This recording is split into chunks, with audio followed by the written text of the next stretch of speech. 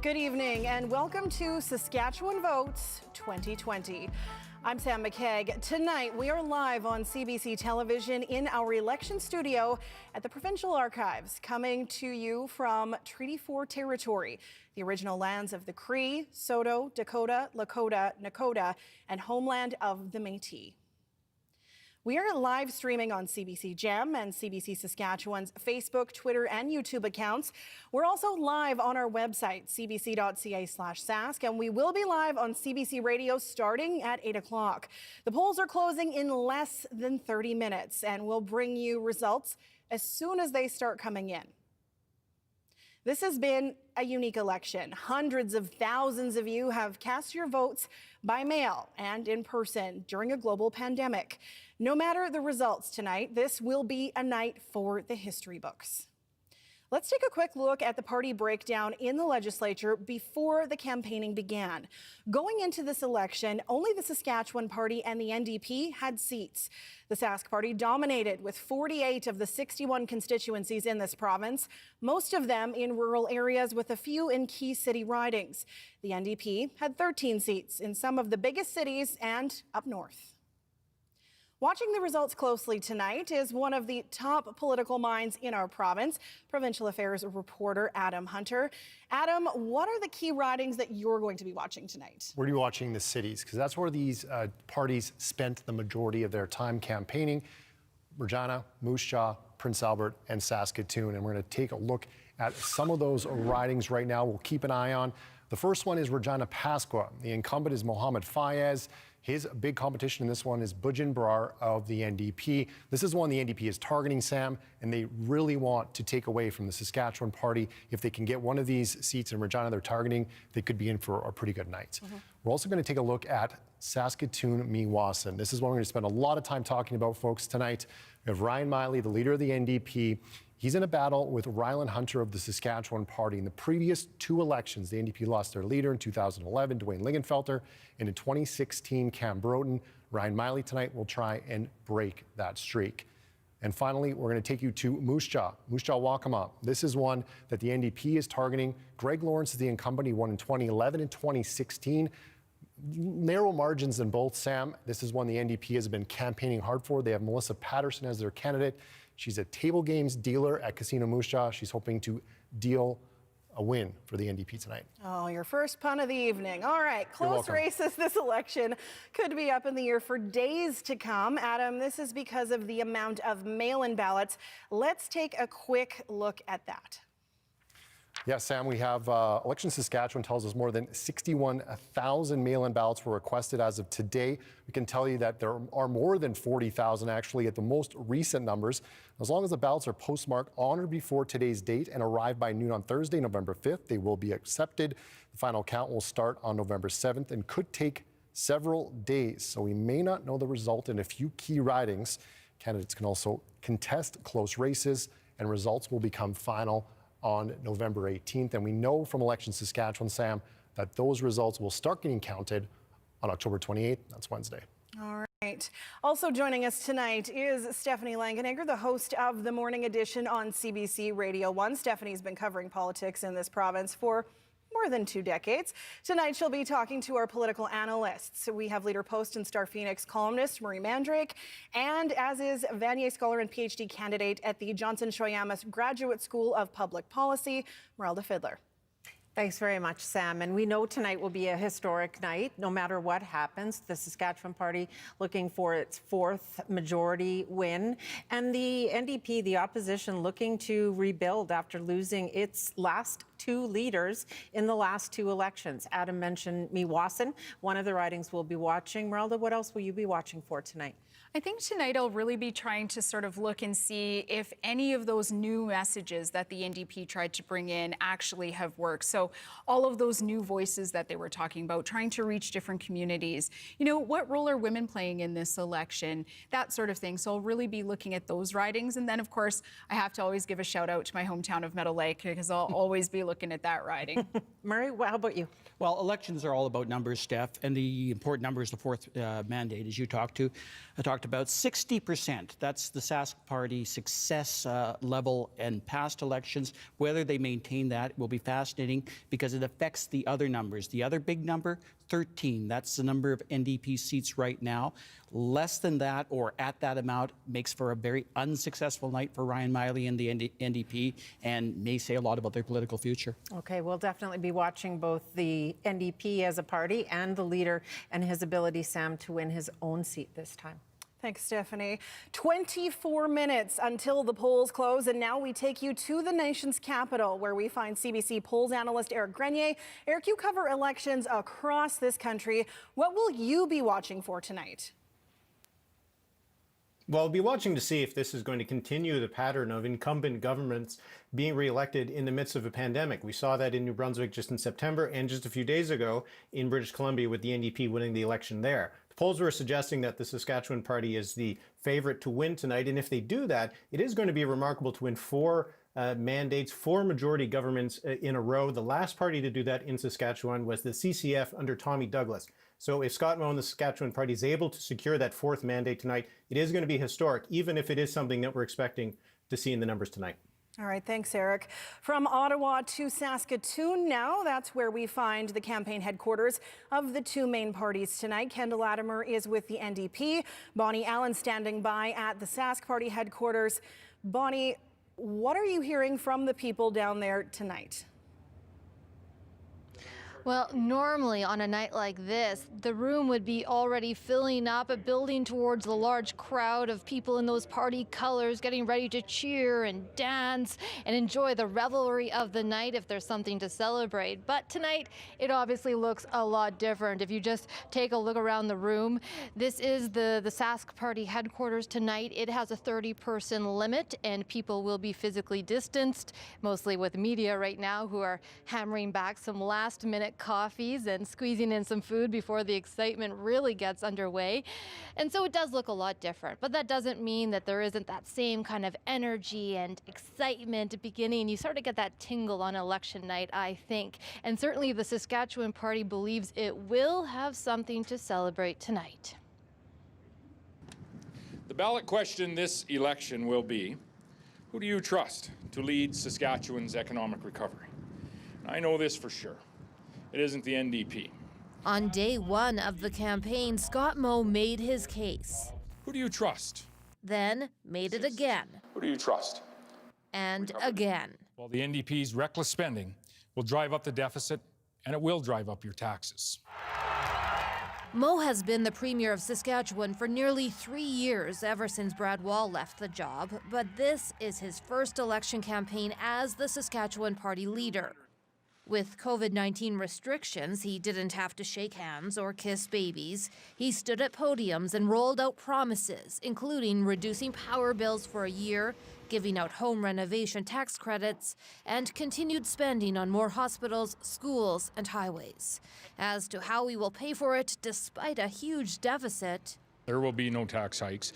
There will be no sale of any Crown Corporation. there were some stumbling blocks. Moe's driving history came back to haunt him when the sons of the woman he killed in a fatal highway collision 23 years ago demanded an apology. And Moe divulged this. I would just say that in 1994, when I was 20 years old, I was also charged with impaired driving and leaving the scene of an accident. Those charges were later withdrawn because I was not impaired and I did not leave the scene. Moe had to drop one candidate, Darryl Cooper, for supporting QAnon conspiracy theories. Meanwhile, he supported another candidate who had previously touted sexist party games that disrespected women. Moe was also criticized for shopping without a mask. When you are able to create that physical distance, a mask is not necessary. But according to polls, the question has never been will Scott Moe's party win, but rather by how much and whether he can stop the NDP from making gains. And the answer to that question is a test not only for the Saskatchewan Party, but for Moe's leadership. Thanks, Bonnie. Now for a look inside NDP headquarters in Saskatoon, the CBC's Kendall Latimer joins us now. Kendall, how are things looking at the NDP tonight? Well, even though the people aren't here yet, it certainly is a big night for the NDP, filled with a lot of excitement, but also a lot of nerves, and perhaps more so than usual. The NDP must gain seats in this election if it wants to be taken seriously as an opposition party. Now, candidates were out on the campaign trail right up until right now. They're still out there pushing voters to the poll, and soon they'll be waiting, anxiously hoping that their message of people first resonated with voters, and hoping that that effort on the campaign trail will pay off. On the campaign trail, Ryan Miley has tried to make his case to people that he is the right politician for those who are tired of the Saskatchewan Party and tired of Scott Moe. When you look at the record of Scott Moe and the Sask Party, you can see they can't be trusted at all. Moe's party was elected in 2007 with Brad Wall as its leader. It's been in power for 13 years. When this election was called, the NDP held only 13 seats. But the party has a big vision. Miley released his party's $2.7 billion plan in Saskatoon in a public space down by the river. He's telling us we're not worth it. Well, Scott Moe is wrong. We are worth it. I believe in you. I believe in us. I believe in the people of Saskatchewan, and I know we can do better. Miley spent a lot of time in places where his party could make potential gains, bumping up those seat numbers from 13. The party's promises revolved around its tagline of people first. They made promises for teachers, to reduce class sizes, to hire more staff. They spoke a lot about women. They pitched a $25 a day daycare model and talked a lot about jobs, promising local contracts for unemployed workers and a higher minimum wage. Earlier this month in the leaders' debate, Miley attacked how Moe and his government responded to mental health, to suicides, and to activist Tristan DeRocher. Instead of engaging in conversation, instead of meeting him, Mr. Moe, you sent two of your ministers across the road to basically say, get off my lawn. Miley brushed off Moe's attack, an accusation that the NDP had not costed $4 billion of its platform. Miley accused Moe of spinning the numbers in a crooked way. And even though the polls consistently showed a strong majority for the Saskatchewan Party, Miley remained confident. We have a bad government right now. We have Scott Moe who's not good at his job. We need a premier that's ready to work with the people of Saskatchewan and make the right choices. For me to not be in it to win it would be irresponsible. There is certainly a lot of pressure on the family doctor turned politician tonight. Miley says that he is in it to win it, and really he needs to also win his seat tonight, and now history is not on his side. The NDP has seen two leaders in the last two general elections lose their seats. Sam, Miley will be looking to break that streak. Thanks, Kendall. Just over 16 minutes until the polls close. When we come back, we'll check in with Stephanie and our political analysts. Saskatchewan Votes 2020 continues right after this.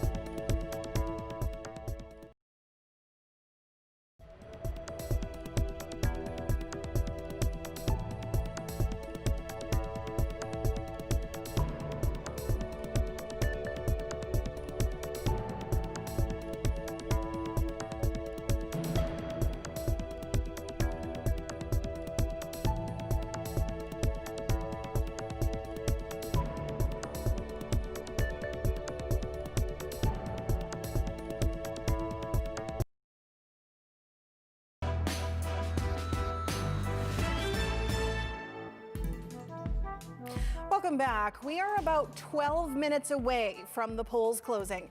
Let's find out what tonight's results could mean in Ottawa. We're joined by the CBC's chief political correspondent, Rosemary Barton. Why should people there pay attention to our election?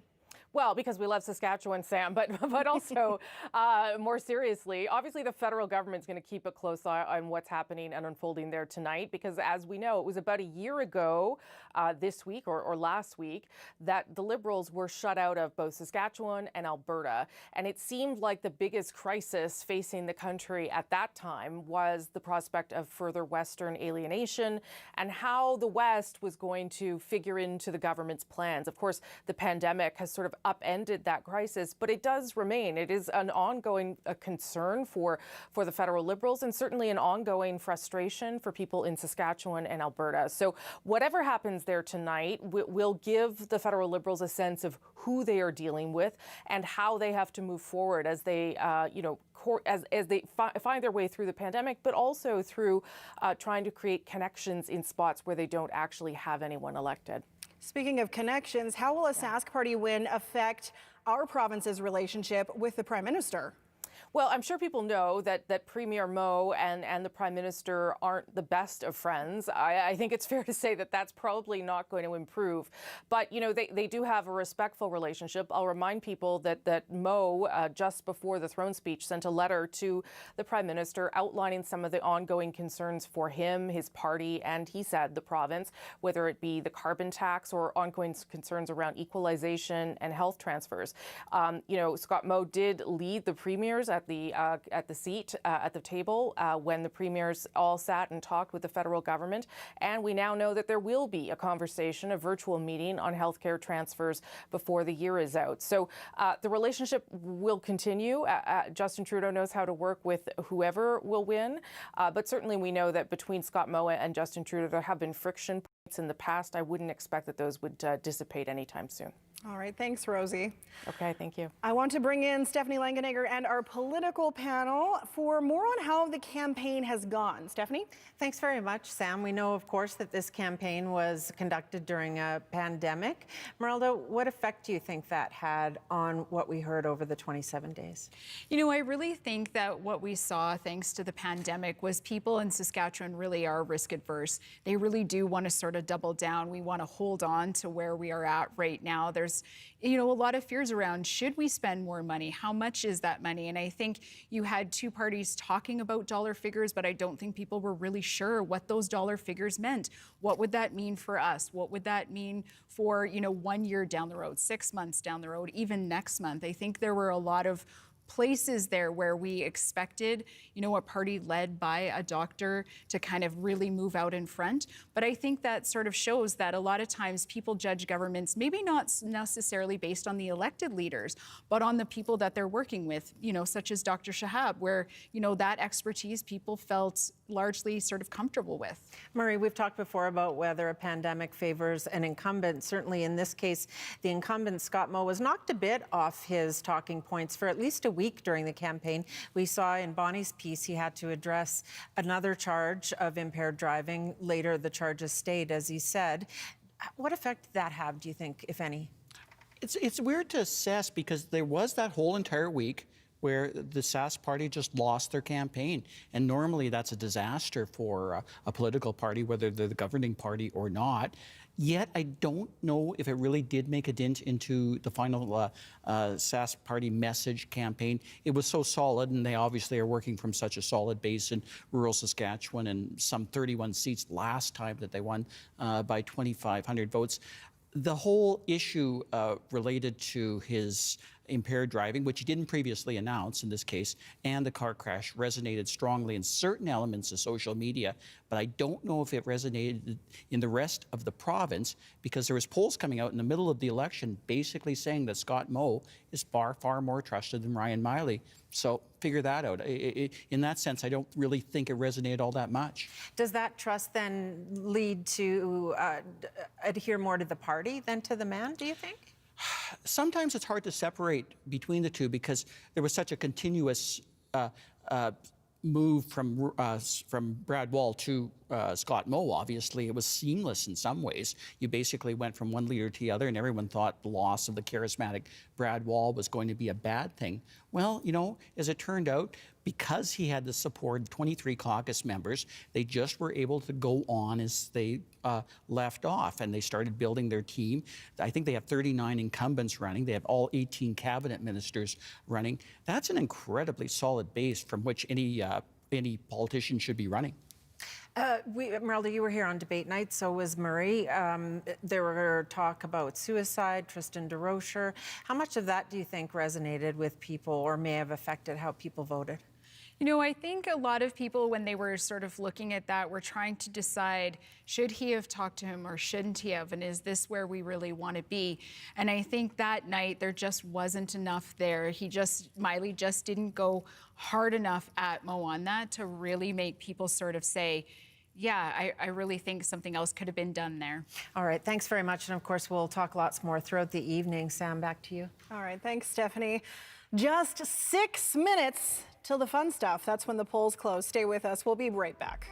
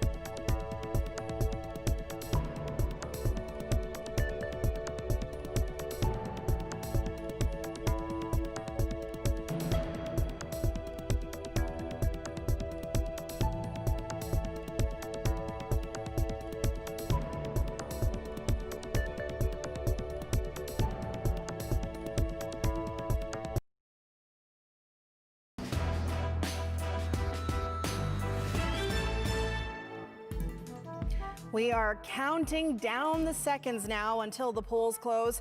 2.5 minutes to go. Let's take a quick look at how our political landscape looks right now, Adam. Yeah, heading into, moments before this, we are going to look at our map and see this is what it looked like, but we're going to wipe that clean tonight. Get out your crayons, orange and green mostly, because we're going to set a new map tonight, Sam, and it's very exciting. Can't wait. All right, thanks, Adam. What does democracy mean to you? Why do you vote, and why should it matter? We asked Danny Knight, a Juno Award-winning performer and musician from the Musqueam First Nation, to share why casting his ballot means so much. Voter apathy. Why would I want to vote in a country that doesn't believe in reconciliation? Actions speak louder than words. You hear the Haudenosaunee story of Peacemaker and the Tree of Peace? Peacemaker and the Tree of Peace, in essence, is about the poplar tree. It speaks about the beauty of the poplar tree. It speaks about the power of united Haudenosaunee nations. It speaks about throwing down our weapons and burying them. I love that last part. To me, voting is an invitation to peace. Today, we don't carry around physical weapons, but we carry around our fears, our insecurities, and our hate. Our minds are our new weapons, and our hearts are the only thing that shields us from these new weapons. Confidence instead of insecurity, understanding over fear, and love to save us from hate. Together, we are Peacemaker's bundle of arrows, difficult if not impossible to break. Remember that the government belongs to us. Voting is an invitation to empower yourself. It gives you the chance to make sure that you matter. I vote because I care. I vote because I believe in the power of unity. I vote because I want to stand with my fellow brothers and sisters and fight for change. Some say that voting is the final nail in colonization, but to me, voting is super Indigenous. To have hope when there is none, to fight against all odds, and to believe in an abundant future. I vote because the Canadian government dishonors the treaties every year, and we need to hold them accountable. I vote to honor those who came before me, who suffered and died. I vote to honor their truths. My ancestors had dreams of love and peace, dreams of a united peoples on Turtle Island. I vote to honor the dream of Kanata that my ancestors had. I want their dream to be a reality. I know that this seems like a pipe dream, but if enough people believe in a dream, then it becomes a reality. So I vote so that my vote will matter.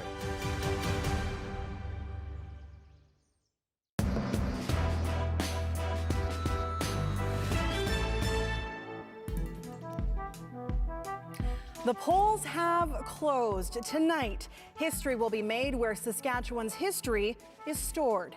We are live from the Provincial Archives. Welcome to our viewers across the country on CBC News Network and our listeners on CBC Radio. Good evening, I'm Sam Maciag. Tonight, we will see democracy in action. We're live streaming on CBC Gem and CBC Saskatchewan's Facebook, Twitter, and YouTube accounts, and on cbc.ca/Sask. There hasn't been an election quite like this one. More than 200,000 of you voted by mail and in advance polls. Will those votes see Scott Moe win another majority, taking his Saskatchewan Party to its 4th consecutive victory? Will the NDP and Ryan Miley have a good night and steal seats in the suburbs? If you're watching us on TV or streaming online, I'd like to draw your attention to the bottom of your screen. That's where you can see the results play out in real time, and all 61 constituencies will rotate through the evening. And for those listening on radio, we will continue to bring you live updates of the numbers all night.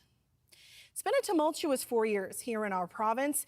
Here's a quick look back at some of the events that have influenced the political landscape of Saskatchewan. In 2016, Premier Brad Wall and the Saskatchewan Party were re-elected with more than 60% of the vote. Then NDP leader Cam Broughton was defeated in his own riding, forcing his party to find a new leader. I believe it's the right decision at this time to resign as leader of Saskatchewan's New Democrats. Less than 2 years later, Brad Wall stepped away from public life after more than a decade as Saskatchewan's premier. It's time for me to retire from politics. Scott Moe became the new leader of the party and premier in January 2018. 1 month later, a jury found farmer Gerald Stanley not guilty of second-degree murder in the death of Colton Boushie, a young Indigenous man who was shot and died on Stanley's farm 18 months earlier. Anger over the verdict led to the Boushie family meeting with Prime Minister Justin Trudeau, calling for justice reform and addressing racism in the judicial system. There's very much a desire to work together on the path of reconciliation, on improving the system that is failing far too many Canadians. The next month, the NDP did find a new leader in Ryan Miley, a family doctor turned politician. And only weeks after that, the province and the country grieved together when the Humboldt Broncos team bus collided with a semi-trailer truck that blew through a stop sign at a rural intersection. 16 people died, 13 more were injured. Truck driver Jaskirat Singh Sidhu is serving an 8-year prison term for failing to stop. The Saskatchewan government brought in new mandatory truck driver training months after the deadly crash. A lot of emotionally charged events, and after that, the government found itself dealing with the COVID-19 pandemic. As of today, there are 650 active cases in Saskatchewan. How the province handles a likely surge this winter will be one of the key challenges ahead. Now that voting day is here and the leaders have cast their ballots, Sask Party leader Scott Moe was in his hometown of Shellbrook this morning along with his wife Krista.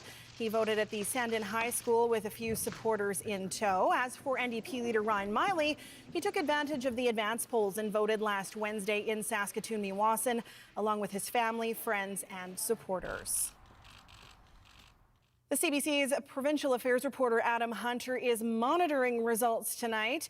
We are expecting those to start coming in anytime. Adam, what are some of the key ridings we're going to be watching tonight? We're going to be watching the ridings along Highway 11, specifically in the cities. We're going to start in Regina, work our way up to Saskatoon, then Prince Albert, and a little bit west on Highway 1 from Regina in Moose Jaw. That's where the leaders focus their time, Sam, all campaign long. There are a few detours here and there. For the most part, that's where we expect the closest races to be, and very exciting to see Scott Moe and Ryan Miley casting their ballots inside of schools.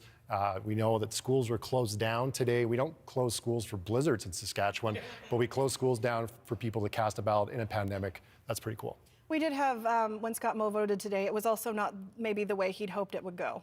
Yeah, a little bit of a change of address for Scott Moe, and he had to scramble to get his vote in, but it happens to all of us. It can happen to the leader of the Saskatchewan Party, perhaps the Premier, and it did, and it's happens to everyone, so it's just a bit of a human moment there from Scott Moe. Like I said, very cool that all of us are voting in this pandemic and that the schools were shut down, and we're able to get to this night tonight. For people who don't know, explain what happened for leader Scott Moe, just in case they missed some of the stories or missed our news. Yeah, it sounds like, he had a recent change of address in Shellbrook, might have went to a different polling place, had to show his power bill, those sorts of things. He didn't have ID on him, I understand, yeah. And so those details, Scott Moe may have been a little bit embarrassed, maybe his wife telling him that he should have had all his ID in the right place, but he got his vote in. I don't think there's any question of who he voted for. I think that's probably pretty clear, but we'll have to see how those numbers, the bottom of your screen, populate. Very excited to bring you those results when we start getting them. I'm going to say that's what happens when you tell your wife to carry your wallet. Sometimes she doesn't. We have reporters live at party headquarters, both of which are in Saskatoon tonight. Bonnie Allen is at Sask Party headquarters in Saskatoon, Kendall Latimer at NDP headquarters. Let's start with Bonnie. Bonnie, how are things looking at the hotel there tonight? Well, the anticipation really begins to build, doesn't it, as we wait for those numbers. And I'm joined by a familiar face to many. This is Saskatchewan Party MLA for the Saskatoon Southeast. Mr. Don Morgan, he first went to the legislature in 2003, and I'm told is the longest serving cabinet minister in Canada at the moment. On a night like this, Mr. Morgan, when you've been doing this so long, any butterflies? You know, I think you worry about it every time you go through the process. You never know what's going to happen, what kind of surprises. You put your future in the hands of the voters and hope for the best and hope that they're satisfied with what you've done. A lot of tight races in your city of Saskatoon. Which of your colleagues will you be chewing your nails over tonight? You know, I think we've got some really interesting races here. I'm watching closely what's going to happen in Saskatoon-Meewasin with Ryland Hunter, a really great young lawyer, hardworking, probably has his eye on my seat as Justice Minister and would be glad to have that discussion sometime. We've also got Marv Friesen in Saskatoon Riversdale, another interesting race that we don't hold right now and want to get very badly. Well, the pandemic has obviously played a role in how the campaign has been organized and orchestrated, but as far as making it a campaign issue, there was some backlash back in August and September over the ever-changing back-to-school plan. You once served as the education minister. Have you anticipated that? Do you think it will hurt the Saskatchewan Party at the polls? You know, when we were going through the return to school, we were at the doors a lot of time, and understandably, teachers and parents were concerned about what it was going to be like. We took the position then and still now that we are relying on science rather than politics, and worked with Dr. Shahab to try and have a good return, and he's given us good advice on opening parks, malls, restaurants. So the advice we took, he gave us, we followed, and since that time, most people seem to be comfortable and well. He's obviously watching. We want the pandemic to be over, but I think the advice he's given us has taken us to a good place, and I think parents are well pleased right now. All right, well, thank you for your time. Good luck tonight. Thank you. That is John Morgan, who, as I mentioned, is the longest serving cabinet minister in Canada at the moment, and hoping that he will continue to be so. Sam? Thanks, Bonnie. Now let's head to another hotel in Saskatoon, just a few blocks away from where we just spoke with Bonnie. Kendall Latimer is at NDP headquarters. Kendall? Well, Sam, we know for a fact that we won't be hearing from any NDP candidates until the results are in, but I am joined right now by Sally Hauser. She is the press secretary for the NDP. Sally, can you give us a sense of how party members are feeling right now? I think it's a really exciting night for everybody involved in the campaign. We've had 61 candidates and 61 teams all across the province working hard, and you've really felt that momentum building over the course of the campaign. People have been knocking on doors, pulling the vote all day long, and there's that real enthusiasm for the message that the NDP has been able to put forward during this campaign. Really clear choice in between cuts and austerity with Scott Moe or investment in putting people first with the NDP. So I think that message has really resonated, and we're certainly feeling that from our campaign teams and from people all across the province. Give us a sense of what success will look like. Tell us about the numbers you're hoping for. You know, I think we're going to see a significant growth this campaign. You know, certainly I think we'll be surprising a lot of people. There was a lot of articles at the beginning of the campaign questioning, you know, our ability to do well and grow. I think we're going to see fairly significant growth tonight. Obviously, we're not going to know a lot of results right from the get-go with all the advance vote and also a significant mail-in ballot. But I think people will be pleasantly surprised this evening, and a lot of campaigns feeling very positive. And I have to ask, everyone's wondering about Saskatoon-Meewasin and Ryan Miley. How confident are you that the NDP leader will hold on to his seat? We feel very good about Saskatoon-Meewasin. You know, Ryan's knocked doors there sometimes, but obviously as the leader, been all across the province with so many candidates. You never take anything for granted, but think that's going to look really good here this evening. Great. That was Sally Hauser with the NDP. She's the press secretary for the party. Done a lot of behind-the-scenes work. Sally, thank you for joining us tonight. So much. Thanks, Kendall. Sam? Thanks, Kendall. According to Election Saskatchewan, all 61 polls have closed on time. So now we just wait for those results to roll in. Our political analysts are itching to weigh in on this. Morning Edition host and longtime political reporter Stephanie Langenegger is here with Leader Post and Star Phoenix columnist Murray Mandrake, and Merelda Fidler, who is a Vanier scholar and PhD candidate at the Johnson Shoyama Graduate School of Public Policy. Stephanie, over to you. Thanks very much, Sam. And we'll certainly have lots to talk about just based on what we heard there, Merelda. The NDP saying they think things are going to be better than the polls showed initially, which was definitely kind of status quo in this election. If the NDP does better than its 13 seats at dissolution, where will it do that?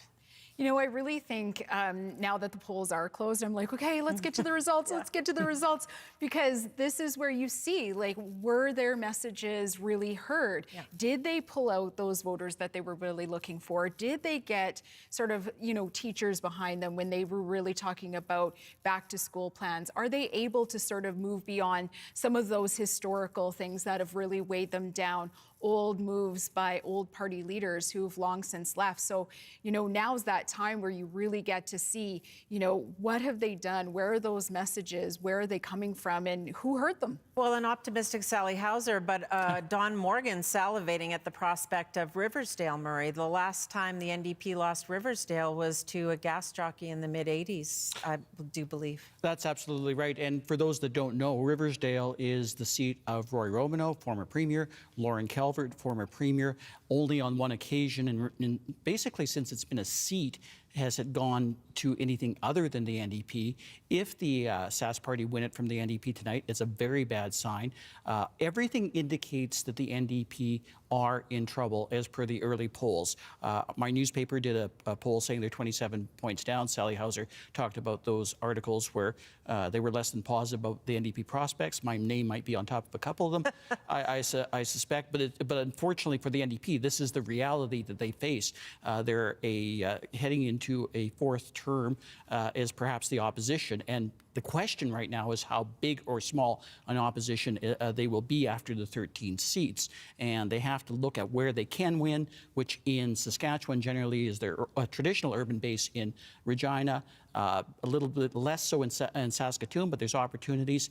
The big hope would be to win one or two rural seats, but the Sask Party has them all, and those have always been pretty much off the table. Well, and Sally Hauser had said that Ryan Miley spent some time door knocking in Meewasin, but he also had to campaign as a provincial leader, Merelda, and we've seen that be a detriment to the result for NDP leaders in the past. If he doesn't hold Meewasin, would he be able to continue even if the party had a good night? Say the party had a good night, but he didn't have a seat in the legislature. You know, I think that's a really tough call for that party, because you really need your leader to be in there every day challenging. You need to have his personality overtake the other leader's personality. You need to see those things. And I think if he's not in there, that really creates a problem for the NDP. At the same time, you don't want to be reinventing the wheel, reinventing your identity, you know, election after election after election, because it's really hard to gain momentum. And I think he has really tried to gain that momentum. So losing that right now for them, I think would be a really tough thing. Well, we'll definitely watch both the fortunes of the party and the leader himself, Sam, as the evening goes on. All right, thanks, Stephanie. All right, time for a look at the big picture numbers with our poll analyst, Eric Grenier in Ottawa. Eric, give us a sense of what the latest polls were saying about the party leaders. Yeah, well, going into Election Day, the Saskatchewan Party did have that lead over the New Democrats, and it was a sizable one. And there was also a sizable lead between Scott Moe and Ryan Miley in terms of how voters in Saskatchewan viewed the two leaders. The final poll from Research Co. Showed that the approval rating for Scott Moe was very high, similar to support for the Saskatchewan Party itself at about 61%. And that was about twice as much as the amount of people who disapproved of Scott Moe. For Ryan Miley, the numbers were not as good. He had 46% of people in that final poll who said they approved of Ryan Miley and 44% who disapproved. So it showed that while his numbers were better than the NDP's numbers, the NDP was polling somewhere in the mid-30s by the end of the campaign, still a lot of voters who didn't like the Saskatchewan leader. But another thing we wanted to watch tonight was those advanced polls. They're going to take a bit longer to count because there's a lot of them in those poll boxes, so they take time to count and report. But 185,000 people in Saskatchewan voted in those advanced polls. That's a new record, beats the 111,000 in 2016. And if we add to that the 61,000 people who applied for a mail-in ballot, we're talking about nearly 250,000 voters in Saskatchewan whose votes might already be cast and were already somewhere in a box before the day started. And that represents more than half of all the people who voted in 2016. So clearly, a lot of voters in Saskatchewan heeded the advice of Election Saskatchewan not to crowd into the polling booths on one single day. And we'll see what impact those votes, those mail-in ballots and those advanced poll ballots are going to have on the outcome tonight. Eric, I'm wondering what the impact is of advanced polling and mail-in ballots with numbers this high. We've never seen anything like it before. And I'm wondering if you think that could lead to a higher voter turnout, because voter turnout in Saskatchewan hasn't always been super great, representative to the population. That'll be something we'll have to wait and see. We saw in British Columbia that there was a lot of people who also voted by advance polls and the mail-in ballots, and their turnout actually went down 9 points from the previous election in 2017. So if we do see the same pattern in Saskatchewan, we could have a lot of people who voted early, but not a lot of people who voted on election day. But that's the kind of thing we won't know until the end of the night. And in some of these ridings, where the number of mail-in ballots is in the 1,000, the 2,000, we might not actually know the outcome of who is the winner for some time to come, not tonight. All right, thanks, Eric. I want to go back to the panel, Stephanie, with Eric making the point in BC's election that their voter turnout actually went down 9 points. Yeah. And ours wasn't great last time. I think it was 57.8% was our voter turnout in 2016, and it's been fairly poor since the 80s when people, I get, maybe were more motivated or felt more motivated to get out and vote. Murray, what do you think might be, who do you think might have voted in those advance polls? The same kind of representation as votes on election day, or do you think it might skew one way or another? Here's how it usually works. When you have a really good organization, you get your vote out, and you get them out in the advance poll way, and you encourage them, in this case, to have mail-in votes. We've had 12 times as many mail-in votes as we've ever had in Saskatchewan. In terms of the advance poll, it's roughly, it's even more than the last two elections combined. If you look at the two, there's actually more people voting in the combined advance poll and mail-in ballots than voted in the 1925 election that I first covered. It just basically, it's rather phenomenal. But here's where it's going to be a problem for tonight. And I hope people listening, viewers, have a little bit of patience, because it's going to take a long time to count those big mail-in boxes. Simply because, the advance? The advance poll boxes, simply because the numbers are bigger. The mail-in boxes, by the way, won't be counted for a few days, and so we won't even know the results of them. And then what you're left with is whoever voted on election day. And if the polls were slow, and they seem to be when I went and voted, it might be just small numbers that might not tell us anything for a while. So I hope viewers and watching now, our listeners, are basically looking at this and say, well, we're going to stick with us and be patient, because it might be a while. Merelda, what's your sense of who wanted to get out and vote in advance polls? I think people who wanted to get out in advance polls already knew who they were voting for. In this election, there hasn't been sort of that one issue that would take someone down or really create that big change. So I think the people that we saw right away were people who were just ready to vote, or, people who had things to do. Like I had to be here tonight, so I decided I also did the advance poll, yeah. So I decided to get out early. But I do think that that's really part of it. And when you don't have that really sort of tricky issue that people are just going to polarize waiting on to right see away. what happens. Yeah, like juggling back and forth. Like, should I do this? Should I do that? What do I do?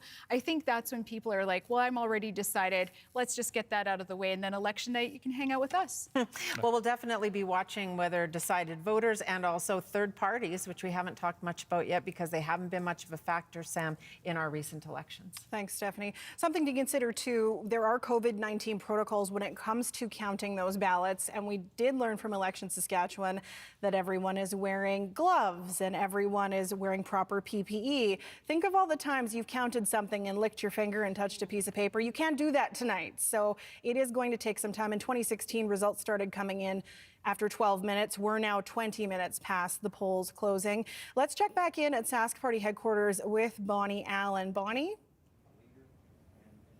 Well, I'm here with Jim Billington, and some people at home may not know that name, but actually, if you watch closely, anytime the premier or any of the cabinet ministers would be on TV, he's usually somewhere in the background. He is the communications director and a strategist, always behind the scenes, choreographing, orchestrating. So I'm going to start with these mail-in ballots. I assumed they were mysterious. We had no idea, but you actually do have some intel So tell me what you know about the mail-in ballots. Yeah, I think really when you look at this entire election, it's pretty unprecedented in terms of the scope of mail-in ballots, of advanced polls. Parties are working closely with, of course, their scrutineers on the ground with Elections Saskatchewan to gather as much data as we can, know where those are coming from. But at the end of the day, today is going to be a big day in terms of where those are coming from, and we're not actually going to know until about Wednesday for most of them and a couple of weeks for the rest. But you know who registered for mail-in ballots, and you know if they're your supporters. We don't know if there are supporters. We work hard to identify. Well, you've got a database. Yeah, we work hard to identify as many votes as we can across the province through door knocking, through calling, through text from Sask Party Kate, and we work hard to make sure that we know where those votes are coming from. So given what you know in the background, how confident are you that a lot of those mail-in ballots are Saskatchewan Party supporters? Yeah, we're feeling confident about this election. When you look at it, I think it's going to be a pretty historic day. It'll be the first time in about 60 years. If voters choose to put their trust in a Saskatchewan Party government, it'll be the first time that Saskatchewan has seen a fourth-term majority government in about 60 years.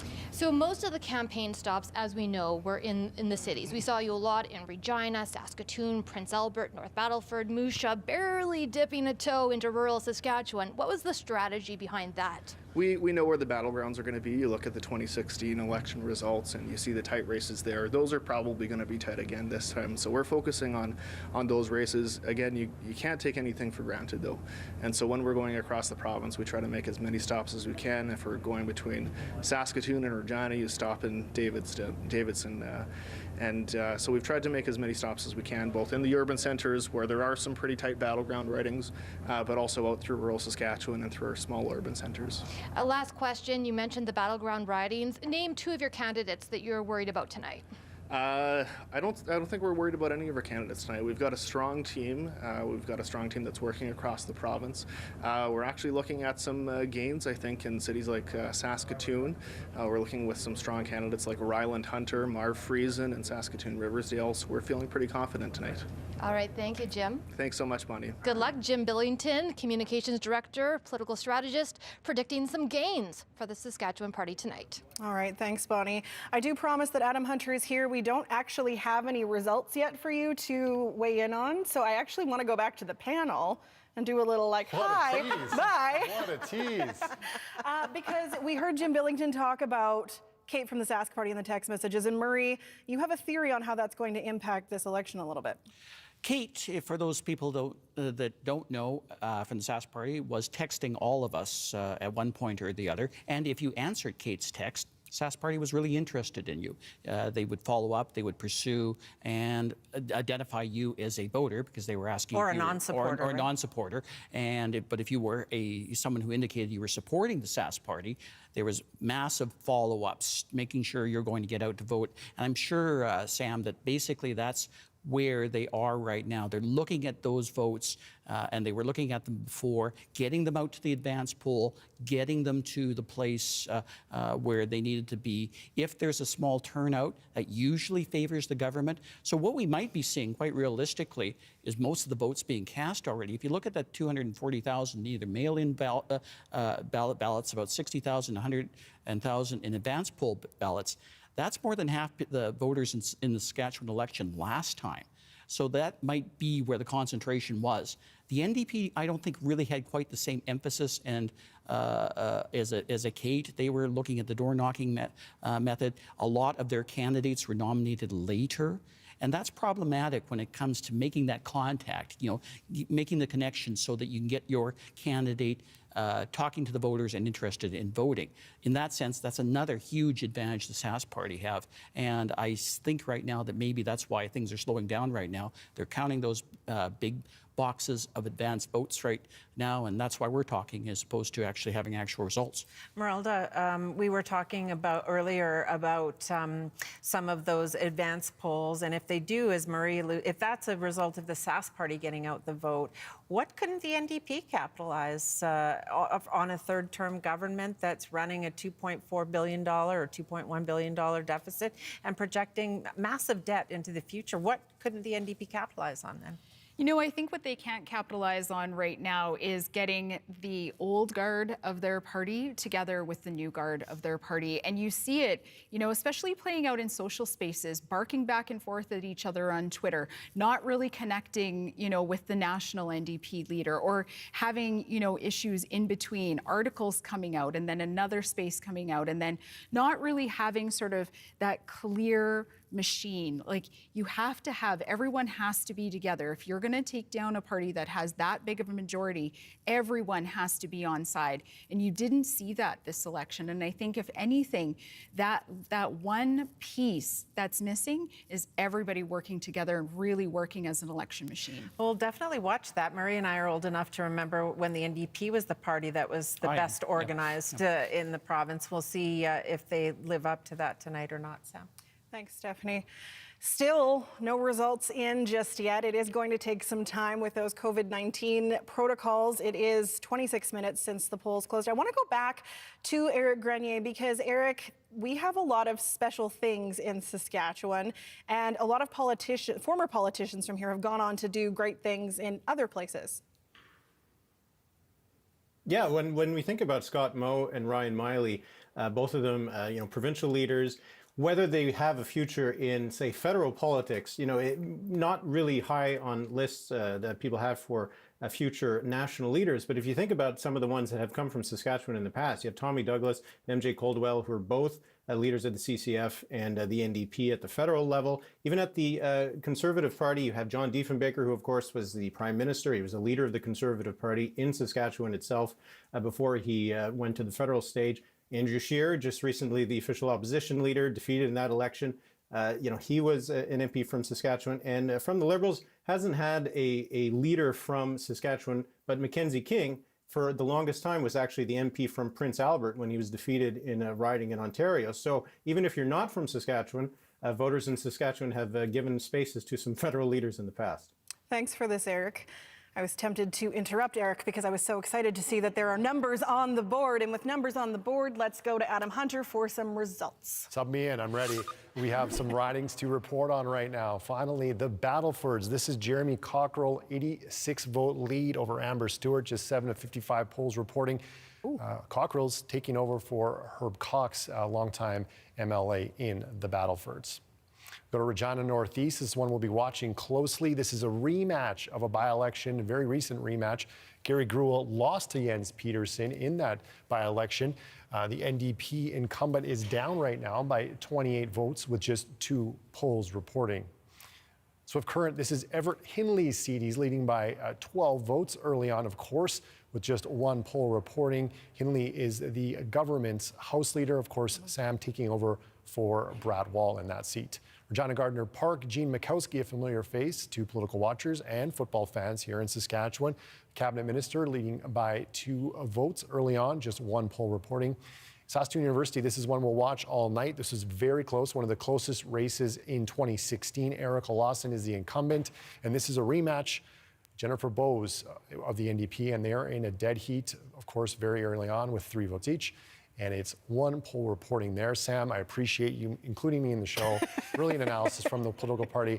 And I just want to point out to my high school math teachers, yes, they have me doing the numbers tonight. Yeah.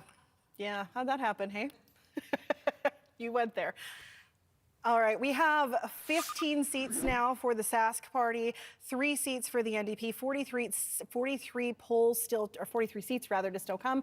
Let's take a look at how things are looking early in the race, Adam. Yeah, we're going to look at our vote share board right now. I'll step out of the way a little bit. 40 is needed for a majority in Saskatchewan. That's the traditional threshold. Alan Blakeney got to that in 1975. Murray told me that history lesson there. Thanks, Murray. 65 right now for the Saskatchewan Party. That is a huge number, obviously early, but the Saskatchewan Party has held a 60% share of the vote in the last few elections. The NDP is down to 27.5, but of course early, and we have our seat change. This is from our 48 to 13 score. Sask Party up 1, NDP down 1. Sask Party with a ton of room here, Sam, to make mistakes, to lose races, because of course they can lose 17 seats and still get a majority. We have 3,000 votes in the system. The Saskatchewan Party, no doubt pleased with this strong start tonight. 15 for the Saskatchewan Party, 3 right now for the NDP. Still a lot of numbers yet to come. And something trivia time for Saskatchewan Party. They've never lost a seat in a general election ever. They've only ever gained seats. So it'd be interesting to see if they can continue that trend tonight. Yeah, a gain for the Saskatchewan Party here would be really bad news, obviously, for the NDP. And we're starting to see the map light up a little bit. We're expecting the north to be orange. That's the seats of Doyle Vermette and Buckley Boulanger of the NDP. We'll drill down further into Saskatoon and Regina when we get some more results. But as you said, the magic number tonight, everyone, is 31. You see that on your screen. That's for a majority. The Sask Party at this point leading in 15, the NDP leading in 3. We're going to take a look now at one of the races that everyone seems to be having their eye on. It was mentioned by the NDP, it was mentioned by the Saskatchewan Party. This is Ryan Miley and Saskatoon-Meewasin. You heard Ryland Hunter, Don Morgan give him a shout out. He's the challenger here. Ryan Miley with a 6-vote lead, just 2 polls reporting. And I can promise you this is one we'll be focusing on all night. Absolutely. Thanks, Adam. With these numbers in, these results coming in, 15 for the Saskatchewan Party, 3 for the NDP, I want to have our political analysts have an opportunity to weigh in on this start. Stephanie? Thanks, Sam. Adam was talking about doing math, and Murray, let's talk about that a bit more.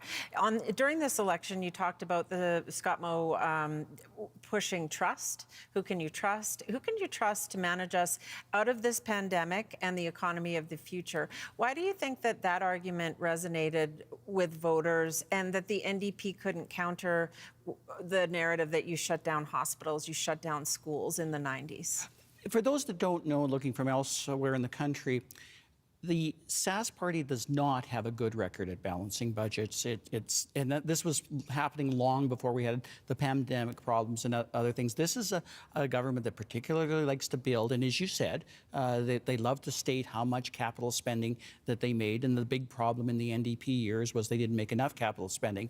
Well, with that came debt, and the public debt has roughly doubled under the Sask Party in the 13 years to $24 billion right now. And now we're looking at no chance of a balanced budget from a Sask Party government, according to their platform, until 2024. Not great news for the Sask Party. Well, hold my beer, because here comes Ryan Miley and the NDP promising not the $849 million that Scott Moe and the Sask Party are promising, but Ryan Miley and the NDP are promising $2.1 billion in additional spending. So immediately you lose the whole credibility argument that you are the fiscal stewards, the prudent ones, the ones that can manage things, which has been the NDP reputation under Roy Romano, Lauren Calvert, even going back to Tommy Douglas. I know you're going to make an old joke here, but that's how long it's actually been, because this party has had a reputation, at least in Saskatchewan, of being fiscally prudent.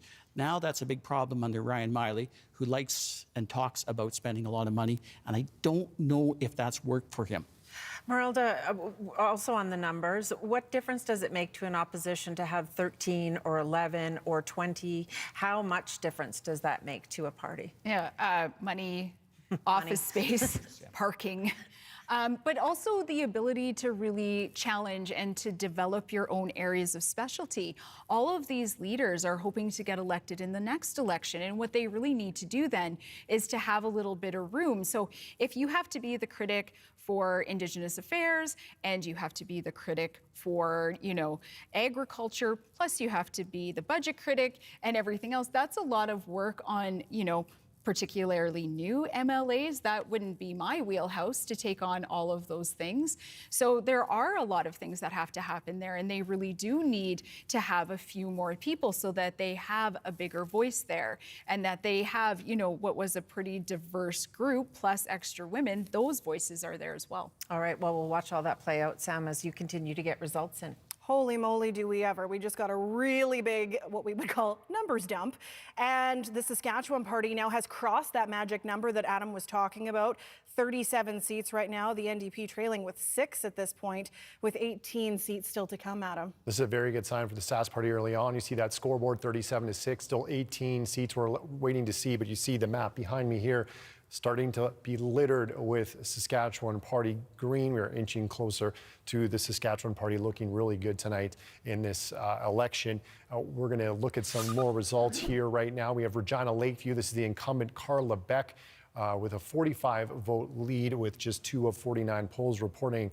Those ballot counters must be going crazy. Sam, we got a lot of results in here very quickly. Joe Hargrave, the cabinet minister of Prince Albert Carleton seat, leading with a 72-vote lead over Troy Peranto of the NDP. Again, early on, just 5 polls reporting. We'll head out to Moosomin. Stephen Bonk, the incumbent, 190-vote lead. This is one of those seats, Sam, we'll talk about throughout the evening, where the Saskatchewan Party feels safe in rural Saskatchewan, specifically the southern and central part of the province. Stephen Bonk with a healthy lead early on. And we'll keep an eye on those numbers, Sam, but 37-6 at this point with still 18 to come. It's going to be a good sign for the Saskatchewan Party as we see this flood of results in, as you mentioned. Yeah, and unfortunately, as I say, we're about to go back to Saskatchewan Party headquarters.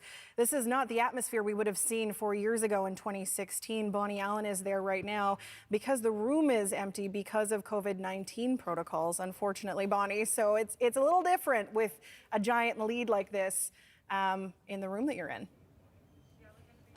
Yeah, to get a sense of what the mood and if there's that building excitement, I can say that Scott Moe just entered the hotel with his wife. So he's now holed up in another room with some of a tight circle of Saskatchewan Party colleagues and supporters, and they will be watching the results. Eventually, he will make his way into this room, to this podium behind me to give a speech, but we don't know when that will be. And of course, if we look back to the last election when Cam Broten was in a tight race, it got delayed far into the evening until he finally gave Brad Wall permission to talk. So we will watch to see what happens tonight with that. Thanks for this, Bonnie. Well, the CBC Decision Desk has been tracking the numbers, and we've seen enough to make a projection. CBC projects a Saskatchewan Party majority government, which means Scott Moe has taken his party to a 4th consecutive victory at the Saskatchewan legislature. Moe first elected in 2011, then selected as leader in a 2018 leadership race. Adam, this is something for that party to celebrate tonight. This is what Scott Moe was selected to do by his caucus and cabinet colleagues when he was picked as a leader back in 2018. I was in the room. It was just a huge crowd, different from what we're seeing tonight, but obviously great excitement for the Saskatchewan Party. Something that they expected to do. We heard from them earlier. We take a look at that Saskatchewan Party headquarters, empty, but we will see Scott Moe there later giving his victory speech. Exciting for the Saskatchewan Party. We heard that they had a mission to do this. We'll see where the numbers end up tonight, but this is good news for the Saskatchewan Party and their supporters, Sam. And we know that Scott Moe, as Bonnie said, is at the hotel, so no doubt there was a tiny celebration in that hotel. I'm sure there was, and I think that's going to continue throughout the province. We see a lot of support for the Saskatchewan Party around the province. We're going to take a look at our vote share board. We saw this earlier in the evening. It was at 65%, and it's growing, folks. 66% right now. This is well over what the Saskatchewan Party was at 4 years ago. It's over what the polls showed us, even the recent polls, which had them below 50%. We see 26% from the NDP, and this is down from where they were in the last election and in the polls. And we say the 40% needed for a majority. We've got that out of the way. We're projecting a majority government for the Saskatchewan Party. But this 66% number, folks, this is something. Well, and to pay attention to those lower numbers as well with those third parties that are eating into what looks like the NDP's vote share. Yeah, we'll keep an eye on those numbers to see if those change at all. We're going to look at the seat change right now. And as we stand, we're not quite at all of the seats in right now, but we have the NDP up 1 and the Saskatchewan Party down 1. Trust me, folks, I can read it right here. We have a 42-11 lead for the Saskatchewan Party right now. And a reminder, 48-13 was essentially our scoreboard going in. So the Saskatchewan Party's tracking in that direction. But again, I want to highlight that vote share number. 66% would be unprecedented for the Saskatchewan Party in a 4th straight mandate, as we've talked about. So really impressive numbers right now, what we're seeing early on from the Saskatchewan Party, Sam. Thanks, Adam. I want to bring in Eric again to look at those numbers, specifically to look at that 66% that we just saw on the vote share. That would be hugely historic, like across Canada, if they achieve that in this election. Yeah, I think we shouldn't, downplay the fact that this is a government that's been in power for 13 years. And to get 60% of the vote in 3 consecutive elections, only one other party in all of Canadian history has done that. It was Joey Smallwood and the Newfoundland Liberals in the 1940s and the 1950s. But let's look at the Saskatchewan Party support across the province, and you can see how it is just really very, very broad. Only in Regina are they below the 50% mark. That 63% that we have them at right now, that would be just below their record, which was 64% back in 2011, but still a very impressive result. And you can see that in Regina, in Saskatoon, the urban areas where the NDP needs to make inroads, the Saskatchewan Party support is holding. They're down only 0.6% in Regina, only down 0.5% in Saskatoon. You can see that they're up about 3 points in the north and down 3 points in the south, and holding their gargantuan 73% support in central Saskatchewan. When you're a party that can get a majority of the vote in virtually every region of the province, you are going to be in a good spot. And right now, it's clear that the Saskatchewan Party, even after 13 years, is still very much a deeply rooted movement within Saskatchewan. And I think at this point, when you're talking about these kinds of victories after victories, landslides really, not perhaps a landslide in the sense that we've got 61 seats here in the Saskatchewan Party's right now at 42, but that is a remarkable showing for any party, even if the polls were showing throughout this campaign, throughout the last 3 years, that a majority of Saskatchewan people were going to be voting for the Saskatchewan Party tonight. Thanks so much for this, Eric. 42 seats right now for the Saskatchewan Party, 11 seats for the NDP, 8 seats still to come. And Adam, we have our first projected elected MLA of the evening. That's right, Sam. This is the fun part where you get to check off on your board who's elected. And the lucky winner tonight is Dana Skoropat. He's a rookie. He's representing the constituency of Arm River, taking over for Greg Burkich, who did not seek re-election. So Dana Skoropat is our first projected elected MLA of the evening. Thanks, Adam. Let's go back to Sask Party headquarters where we have Bonnie Allen.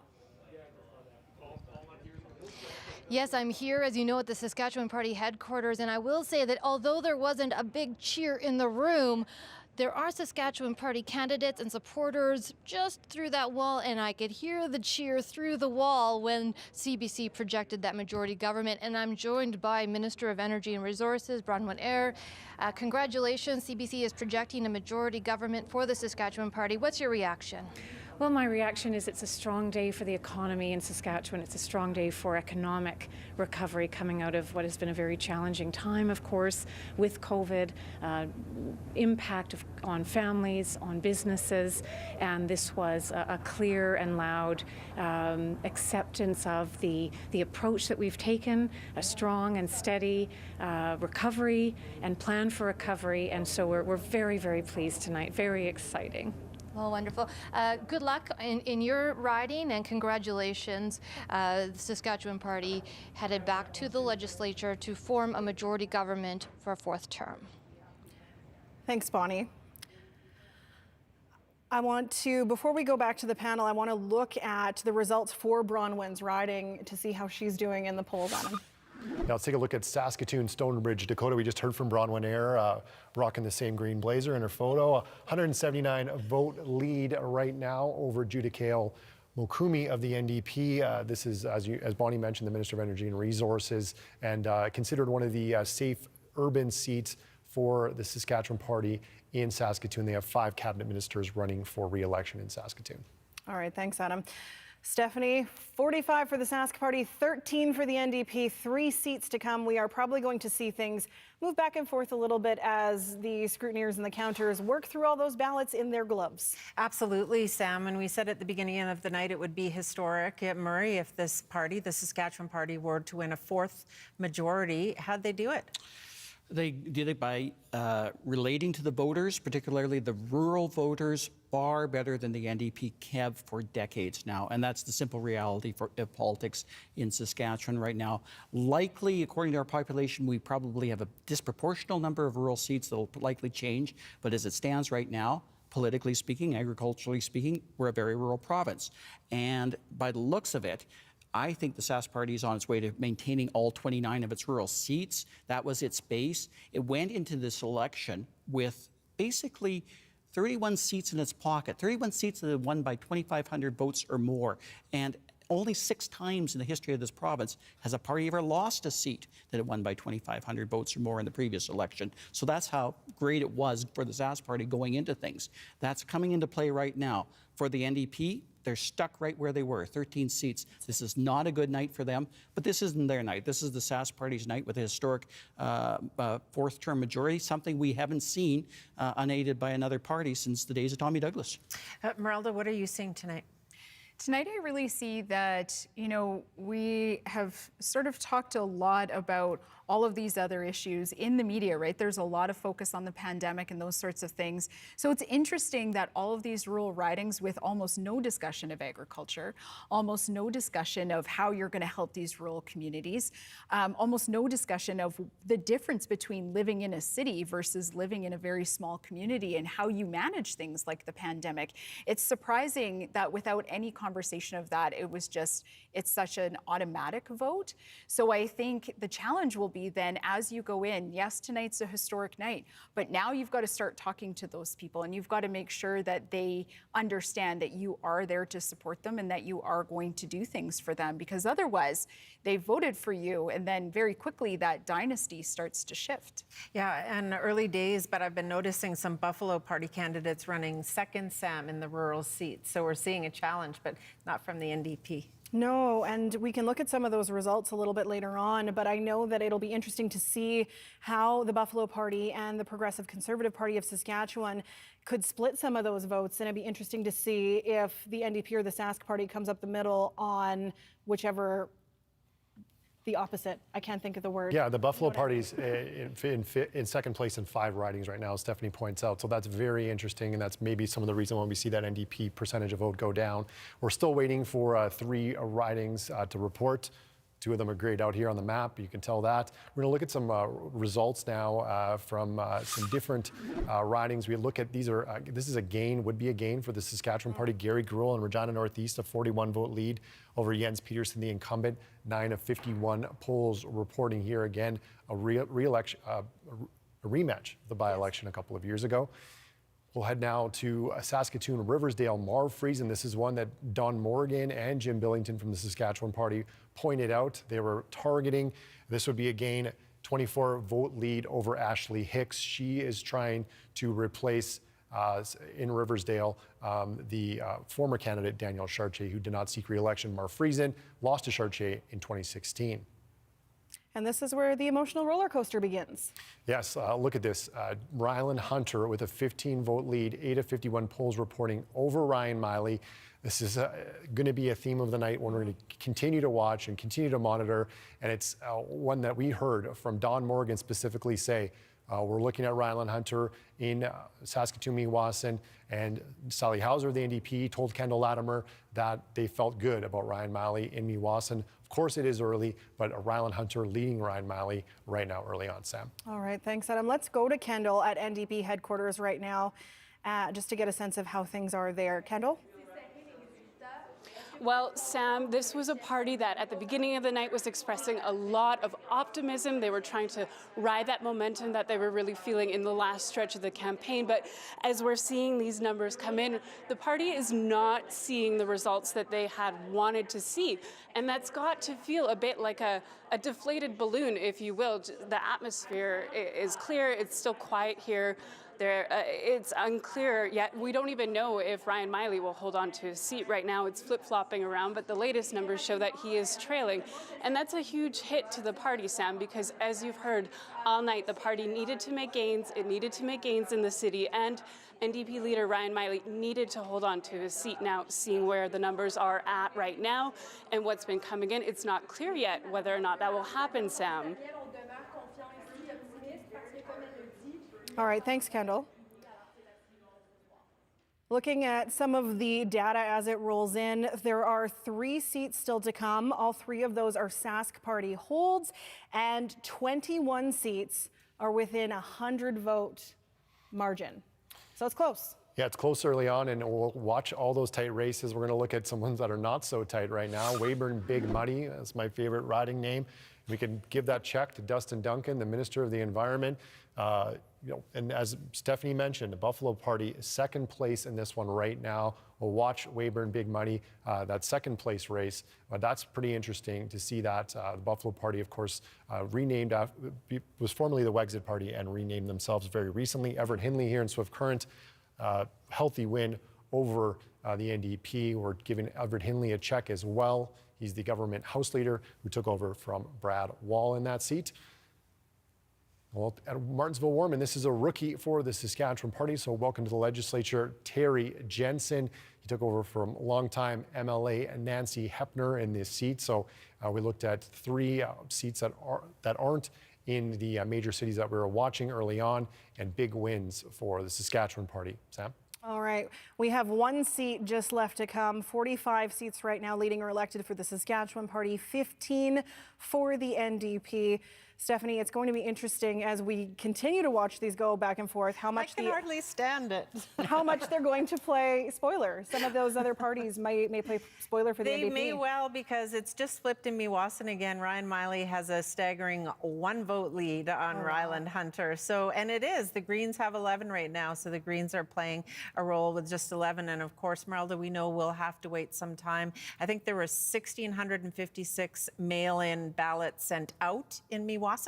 We don't know exactly how many will come back, but that's certainly more than the 1 that Ryan Miley leads by now. So we may be waiting a while for these seats. Tell me more about what you're seeing here.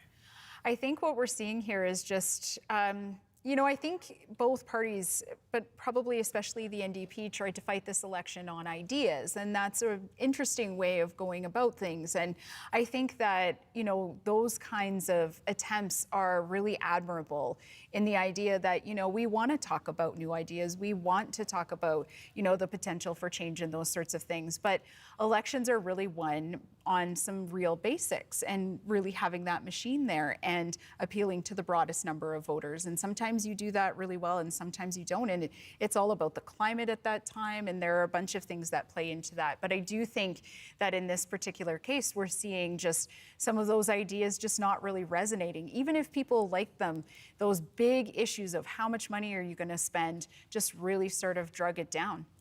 Thanks, Merelda. Sam? All right, thanks, Stephanie. We've been talking a lot about Ryan Miley's role, the back and forth of Saskatoon Meewasin, the leader of the Saskatchewan Party, different story. Not so much of a nail biter here, Sam. I don't think well, Scott Moe didn't need the 1 vote that he got himself today. He almost forgot his ID. We're electing the Premier, Scott Moe. As I said, this is a bit of a formality. He's expected to win in Rosslyn and Shelbrooke. It's his hometown. And we got what he expected. He's not in the same kind of fight that Ryan Miley's in right now, but we can say to Scott Moe, congratulations. The Premier has won his seat in Rosslyn and Shelbrooke. All right. I'd like to bring in what we are calling the Contributors Panel. These are 3 keen watchers of key issues in our province.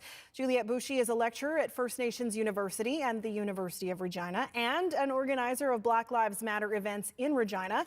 Jairus Swidrovich is a Saskatoon pharmacist and advocate for Indigenous issues.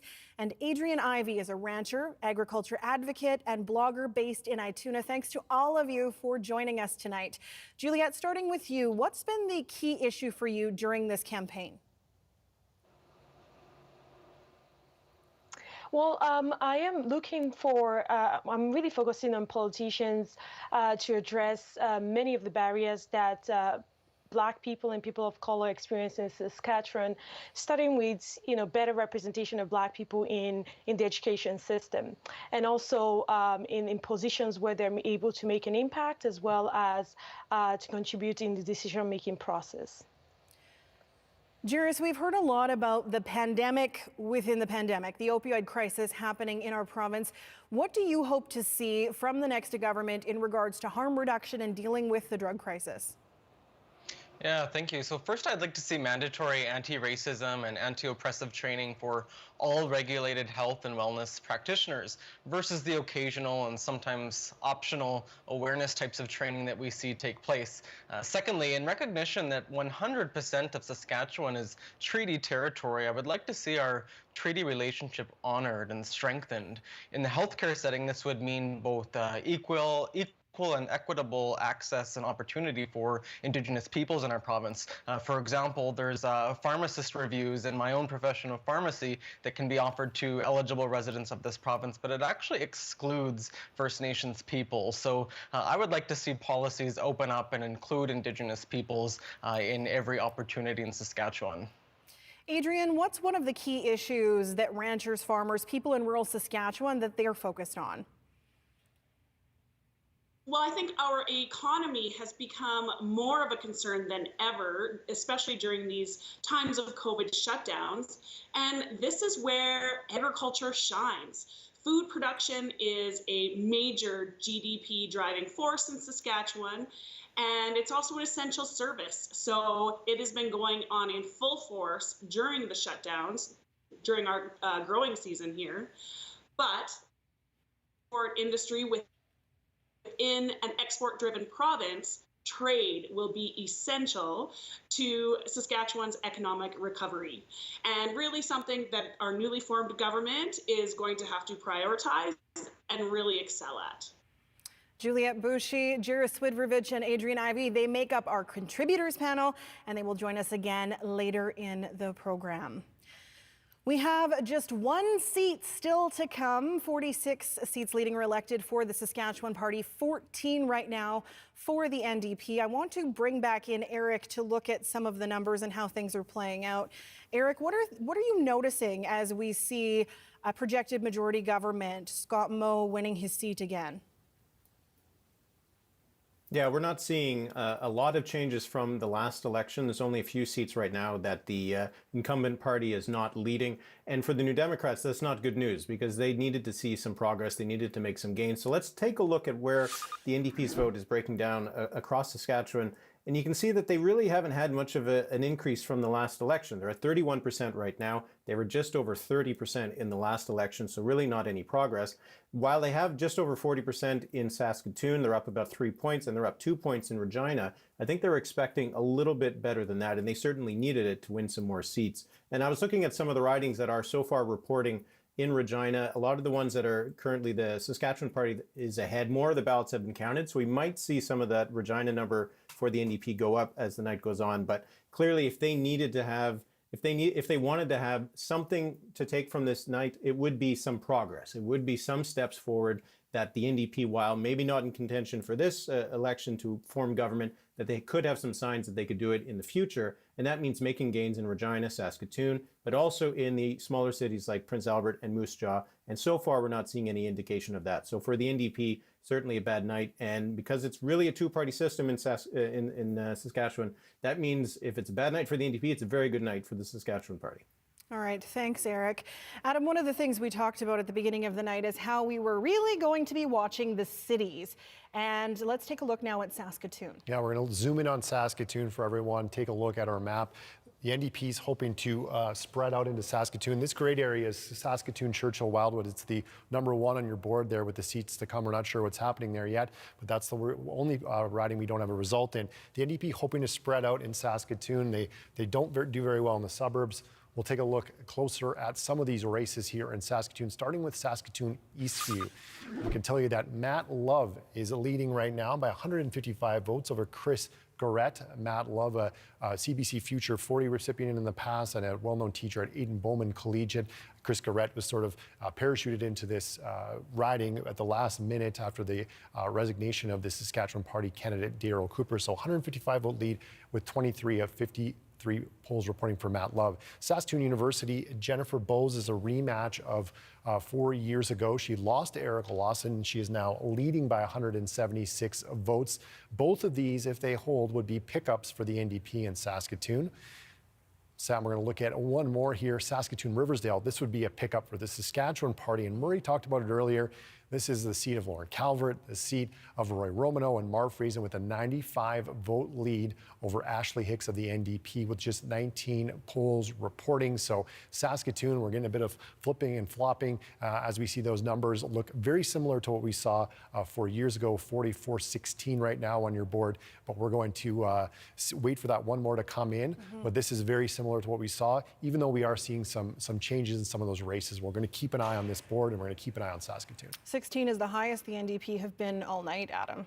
Yeah, and we talked about the NDP's goal really in this election was to try and get up to 20. Ryan Miley said we're in it to win it, but 20 would be a great night for the NDP. Obviously, Ryan Miley would have to hold his seat, but if they can hold on to some of these in Saskatoon, maybe flip Riversdale back, they'll be happy. But as the panel has mentioned, this is the Saskatchewan Party's night as they're continuing their another strong majority and some huge wins in some of these ridings. It'll be interesting to see what happens. 6 of those the NDP is leading in right now are within 100 vote margins, so those could flip back to the Saskatchewan Party. Still a lot of votes to come in. Let's go back to Sask Party headquarters where we have Bonnie Allen. Bonnie?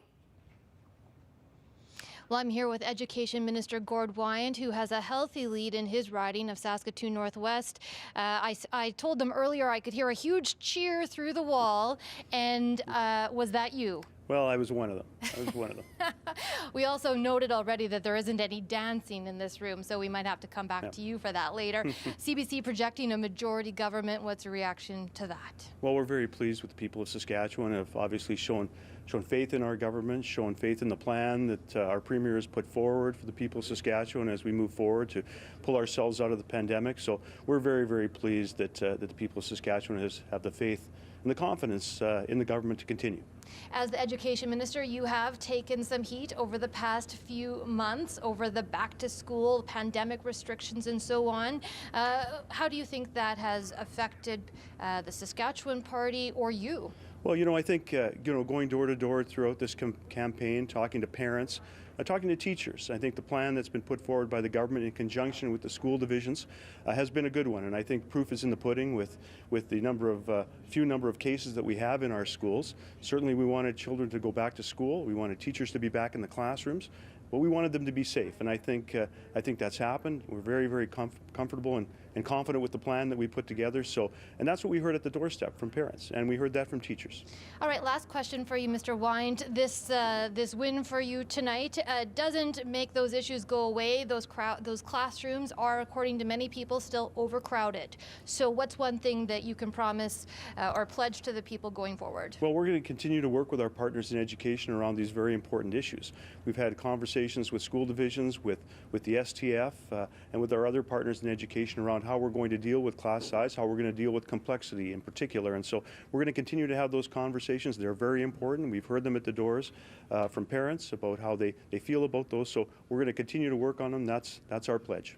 All right, thank you for your time tonight. Good luck in your riding and congratulations on the projected majority government. That is Education Minister Gord Wyand, who will, of course, still have a difficult job ahead of him as the Education Minister. Thanks, Bonnie. Well, a quick update on the numbers. The Saskatchewan Party leading or elected in 44 seats. All seats reporting now the NDP with 17, which, Adam, would be a pickup for the NDP. But also, let's do a quick update on the NDP leader. Yeah, we looked at Saskatoon earlier. This is flipped back and forth. One of the more exciting races we have tonight, Ryan Miley with a 128-vote lead over Ryland Hunter right now with 35 of 51 polls reporting. Been on a knife's edge, this one still, and the NDP wanted a much healthier lead in this one, Sam. So Ryan Miley leading right now, but we still have a lot more polls to go, Sam. All right. Over to you, Stephanie. I'm curious, as you see all these results come in, you see the interview with the Education Minister, what you guys are noticing. Yeah, I'm still watching some close races in Saskatoon and Regina where the NDP, if it holds to those 17, would take a seat from the Saskatchewan Party, obviously, some of those suburban areas. But Marie, let's talk more about what we know is going to happen, and that's a majority government for the Saskatchewan Party. Sure. What's that mean for me? Well, for you, it means an agenda where I guess you're going to get a break on your Sask Power bill. That'll be good. Yep. And if you want to renovate your home, that'll be good. What you're going to see is for years before we're going to have another balanced budget in Saskatchewan, and maybe that's not great because there's going to be a lot of debt accumulated in between.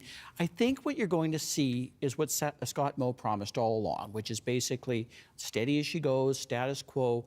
We kind of mocked it during the campaign, but I think everybody knew it was working for Scott Moe and the Sask Party because I think, as Meralda said, in a pandemic, people were looking for that level of security. So why you would see that any differently after tonight, I don't know. Certainly 17 seats for the NDP as opposed to 13. It's a gain, but not really enough for the Sask Party to suggest, gee, we have to change our course right away because they got 4 extra seats. This is the 4th term, and they're still getting 44 out of 61 seats in the Saskatchewan legislature. That's unbelievable. Where does that leave us, Merelda, when it comes to what's not been part of the status quo, whether that's connecting better with Indigenous voters? Guy Lonechild on Twitter this evening, former head of the FSIN and now CEO of First Nations Power Authority, saying Indigenous issues didn't factor in this campaign. Yeah, I mean, I guess I've seen it a lot out there too. I mean, Guy wouldn't be the only one that would be tweeting that tonight or would be saying that in different groups. I think when you're looking at all of those other voices that people were trying to include here, where do women's issues fit in? Where does the Indigenous situation fit in? You know, all of those marches and rallies that we saw, where are those voices? And I think I would say we didn't see them at the polls either. So that's a real challenge then, because you've got to have that vote come out for you as well as addressing all of those other things. The other piece of this is when you look at sort of how they're being judged. The Saskatchewan Party is really being judged coming out of an oil-rich time. And then the last point of reference for people is the NDP and having closed things and, you know, caused problems, but they also balanced a budget. None of that is being remembered here. So they're in a good situation in that sense. And then all of those other factors, Indigenous people, those sorts of things, those really come into play when people are saying, wait a second, so we do have this other problem here with suicide rates. How are we going to pay for that? We're in the middle of a pandemic, and I think people haven't spent enough time thinking about that because we do have those other concerns, those suicide rates. We have poverty issues. All of them are very costly, and they're incredibly costly, especially during a pandemic. Murray, we also seem to continue to be in a virtual two-party state here. The Greens have 2.7%, a little bit better than 4 years ago. Buffalo Party and PCs on the right taking some votes, but really this race is still between two parties. What would it take for that to change? We remember being here late at night when there were three parties vying in minority governments. When would we get back to the possibility of a third viable party in this province? Well, you notice what name you missed there, Steph, the Liberals. If you're in Saskatchewan, you have to denounce any involvement with the Liberals, as some of the Sask Party MLAs had to do in their running to be Sask Party MLAs. And the weird thing of this, for people that don't know, this party, the Saskatchewan Party, started as a coalition 23 years ago of 4 progressive conservative MLAs and 4 liberal MLAs. From that, they formed one solid party, or for the purpose of their formation actually was to form this one solid party on the right that could challenge the NDP. Well, they sure are doing that. Yeah. And because they've done a good job of sucking up that vote. But this might be the only good thing for the NDP tonight. There's no third party coming up there from behind that's going to basically challenge them. So they still do have time to rebuild, but they can't rebuild from the direction that they went in the last 4 years. Obviously, under Ryan Miley, it's not being accepted tonight. I see we're down to 15 NDP seats again. That's up 2. It's going to go back and forth, but whether it's 2 or 4 or 5 even, it's not a big gain for the NDP. They really need to think of a new direction and maybe a more centrist point of view. Thanks. We'll continue to watch, of course, Ryan Miley in his own seat of Meewasin as we continue on this evening. Thanks, Stephanie. Well, as you heard from Stephanie and Marie, they were talking a little bit about those third parties, the Green Party, the Progressive Conservative Party of Saskatchewan, the Buffalo Party, and there are also a couple of independents running tonight as well. I want to bring Eric back in to look at how those third parties, as we call them, are maybe playing spoiler to some of the other votes and having an impact here.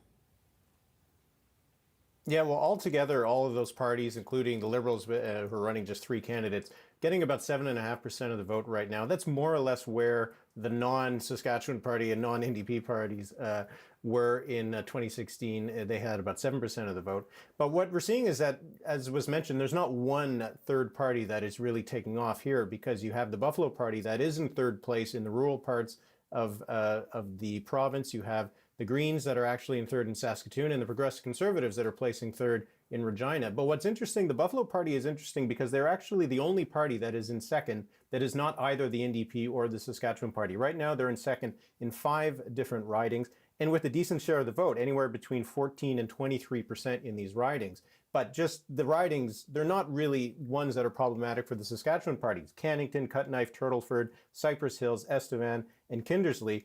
And Cypress Hills is the one where the Saskatchewan Party vote is the lowest. They have 59%. And if actually we're looking across the province right now, there are only 6 ridings where the leading candidate doesn't have at least 50% of the vote. So it does show how this is really a two-party race. And while these third parties are in some areas getting, not an insignificant portion of the vote, it's going to be hard to see if they are actually costing anybody any seats, if they're spoiling a seat for anybody. This is really still a race between the Saskatchewan Party and the New Democrats, and clearly the Saskatchewan Party is winning that race in a big, big way. All right, thanks, Eric. Adam, let's take a look at some of those results that that Eric was talking about, rather. It's okay. Let's look at some of the results. We're going to look at Regina, and our hometown, Sam, and we're going to jump in here. The NDP trying, as I mentioned in Saskatoon, the same strategy to try and break into the suburbs a little bit. More of this map is orange than we've seen, but these races in Regina are very close, folks. We're going to take a closer look at just how close they are. We have Regina Coronation Park. This is the Speaker, Mark Docherty. How about 11-vote lead over Noor Burki with 29 of 51 polls reporting over the last few elections? This has been one of the closest seats, the closest seat back in 2016, and Docherty won. We're going to go now to Regina Pasqua. This would be a pickup for the NDP. Bajin Brar, 93-vote lead over the incumbent Mohammed Fayez. Regina Pasqua is a relatively new constituency, first fought for back in 2016 when Fayez was the winner. He's one of the only Saskatchewan Party incumbents to have to win in a contested nomination. We're going to take a look at another Regina riding, Regina University, and another really close race, 21-vote lead for Cabinet Minister of Post-Secondary Tina Beaudry-Mellor over Alina Young. Alina Young, who we haven't mentioned tonight, gave birth to a baby daughter yesterday. Her name is Hera. I actually talked with Alina this afternoon just to check in with her. The baby's name is Hera, and they are doing well. Hera, rhymes with Scarlett O'Hara, but she tells me it is not named after Scarlett O'Hara. And we're going to be watching Alina Young and Tina Beaudry-Mellor's race tonight very closely. This is one that both parties had their eye on, Sam. All right. Well, we want to take a look at the province's COVID-19 response in just a few minutes, but first, let's take a look at the cases. So we currently have 650 active cases in Saskatchewan, 23 people right now in the hospital. I think that's the highest it's been in our province. In Saskatoon, it is the hot spot in the province, 200 cases. The North Central Zone has 128 cases, and Regina has 101.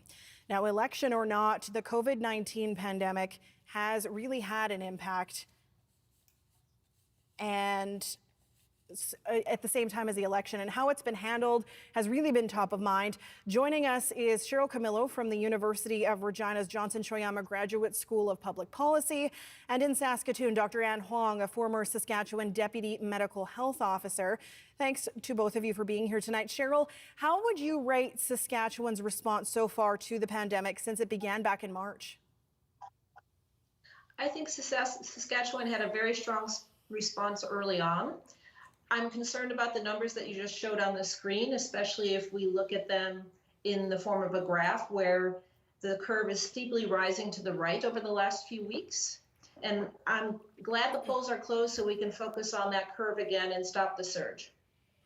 Dr. Huang, what's your assessment of how COVID-19's been handled so far?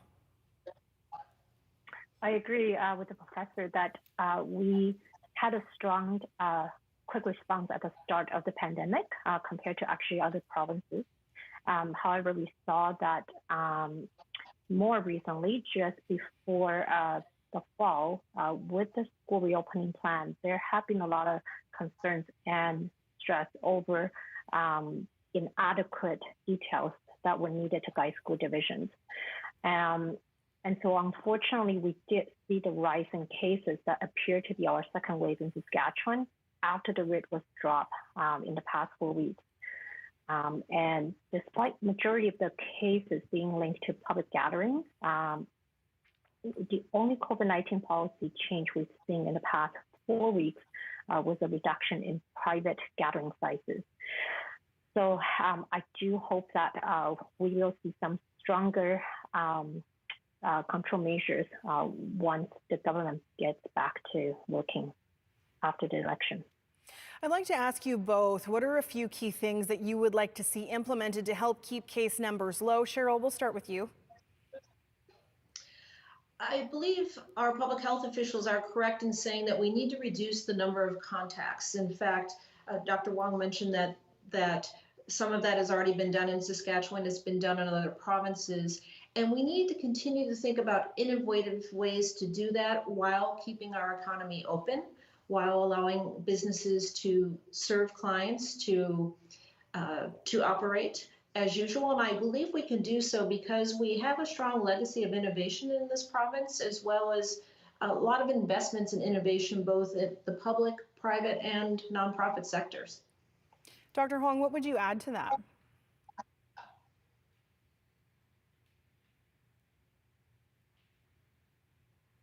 Dr. Huang, what would you add to that?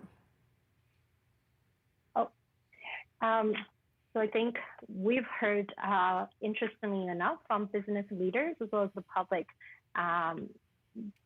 requesting that the government actually implement mandatory masking policy for indoor public spaces. And so I hope to see that as one of the first change with regards to the COVID-19 response plan in Saskatchewan after the election. All right, Cheryl Camillo at the University of Regina's Johnson Shoyama Graduate School of Public Policy, Dr. Ann Huang, former Saskatchewan Deputy Medical Health Officer. Thank you both for your time tonight. I'd like to go back to our results, Adam. We've got some more numbers coming in. Yeah, early on in the show, we talked about the party spending their time along Highway 11, Prince Albert, Saskatoon, Regina, and a little bit in Moose Jaw. We're going to look on that Highway 11 map into Prince Albert, Carleton, Joe Hargrave, 391 vote lead right now over Troy Pronto. NDP really wanted to try and get both PA seats. It was going to be a big ask because Joe Hargrave won so handily in 2016. He's a cabinet minister. As Marie mentioned, 18 cabinet ministers running for re-election tonight. So a good lead for Joe Hargrave with 41 of 52 polls reporting. Here in PA Northcote, we have Nicole Rancourt leading by 67 votes over Alana Ross of the Saskatchewan Party, 26 of 51 polls reporting. And this is one that the NDP is desperately trying to hold on to. It's always been a close vote in the last two elections, Sam. So Nicole Rancourt would be a hold for the NDP. In Moose Jaw-Waccamaw, this is one we teed up early in the show. A lead of 202 votes for the incumbent Greg Lawrence, who won in 2011, 2016. This was the former seat back in the day of NDP Premier Lauren Calvert. Melissa Patterson trying to take this from the Saskatchewan Party. Greg Lawrence in the lead right now with 26 polls reporting. We have Tim McLeod, a new MLA. We're projecting him to be elected in Moose Jaw North. McLeod, a local lawyer, and he is taking over for Warren Mitchelson, who did not seek re-election in the Moose Jaw North seat. This was seen as one of the safest seats out of the four we just showed you. Sam? All right, thanks, Adam. I want to go back to our political panel because we heard Dr. Huang say one of the first things she hopes happens after the election is mandatory masking. Mandatory masking became a campaign issue more than COVID-19 measures in general, or even the response, I would say, aside from maybe how education was handled. What's the over-under on mandatory masking when the election's done? Well, I've heard a lot of people, Sam, including Murray Mandrick, say that they expect it pretty quick after this vote. What are your thoughts on whether we'll get some tougher restrictions, including mandatory masks indoors? I expect it pretty quick after this vote. It's a lot of things that happened during this election related to the pandemic and COVID-19 were put on hold.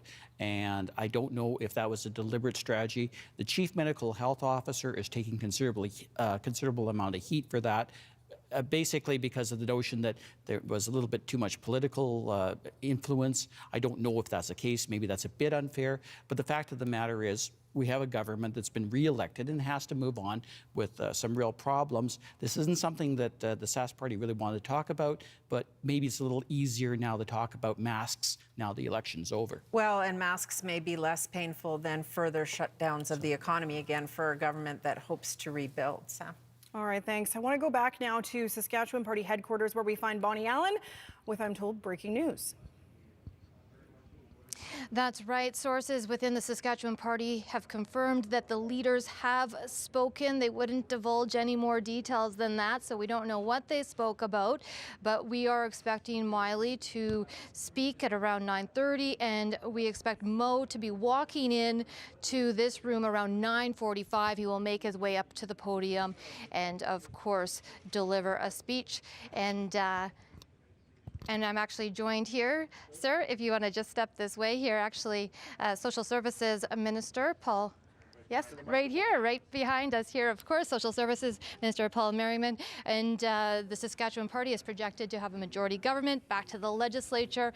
But of course, we are in the middle of a pandemic, and it does affect our most vulnerable people. So let me ask you just a couple questions. You know, going forward, what are some of the things, for example, looking at protecting homeless people throughout the winter? What's the first thing that you plan to do for them? Well, I think we need to reconnect with our shelters. We need to reconnect with our community-based organizations to see how they've been doing. I've been out of the loop a little bit on the last 28 days because of the election, but my ministry officials have been working very hard with anybody in the vulnerable sector, so I'm very happy that they were able to do that, and I want to continue working with them on an ongoing basis once I get back and get back into my office. It'll be nice to get back.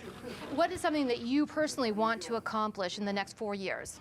Well, I think I continue working with those vulnerable, continually working with people that are marginalized, people that have mental health and addictions issues, and keep working with our community-based organizations and the vulnerable sector to be able to make sure that we can help them improve their lives. Well, let me nail you down on this. Sure. Scott Moe said that he will consider funding a supervised injection site. You, right now, do you support that? Well, I think an injection site is part of the harm reduction process. We do have our needle exchange, we have our naloxone kits, and it's something that the Premier has mentioned that we'll consider in the future, and it's part of every budgetary process as we go forward. So, no, I can't commit to anything right now, but we will be going through the budget process in the near future with Premier Moe's cabinet and Premier Moe's caucus, and be able to see what's going to come through in the budget. I know I'm putting you on the spot, trying to give you some tough questions, and you know, you need to have a moment to celebrate this. So let me ask that nice question, which is, how are you feeling right now? I'm feeling great. This is just a great thing for our province, not just for our party, but for our province. Premier Moe built on Premier Wall's leadership. This is something that Saskatchewan is obviously very happy with. We have some challenges ahead of us. We have some challenges right in front of us with the pandemic. The numbers are up. We need to keep being diligent. But overall, this is a great thing for myself and my family. I'm very happy and very proud to be part of Premier Moe's team. Well, congratulations. Thank you very much. Enjoy the party tonight, no matter how small it might have to be. Absolutely. Thank you very much. All right, thank you for your time, and I'll send it back to you, Sam. Bonnie Allen with the tough questions over at Sask Party headquarters there with the Social Services Minister, Paul Merriman. I want to take a look at the big picture numbers now and bring Eric back in. We haven't seen that 46 and 15 change much in the last little while.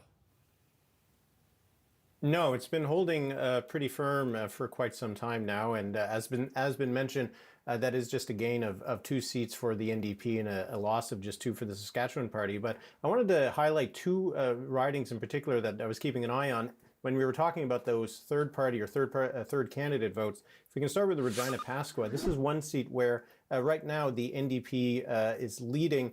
And it's only 104 vote lead over the Saskatchewan Party. This would be a pickup for the NDP. But what's key here is you look at the 154 votes right now for Harry Frank of the Progressive Conservatives, obviously one of the parties that was at the beginning of the Saskatchewan Party. So that is one seat where you could talk about a vote split that might end up costing the Saskatchewan Party a seat. But for the New Democrats, they also had a chance to pick up a seat like Regina Walsh Acres. And if we take a look at those numbers, this one, you can see that the Saskatchewan Party is ahead with a 109 vote lead, Derek Myers of the Saskatchewan Party. But Sandra Morin is in third, an independent, a former NDP cabinet minister. She was supposed to be the NDP candidate. She was booted from that role, and the NDP is running Kelly Hardy instead. And you can see that if you add up those 781 votes for the NDP and 239 for Sandra Morin, that would have been more than the 890 for the Saskatchewan Party. So while most of the races that we're seeing across the province are only Saskatchewan Party NDP battles, there are a few ridings where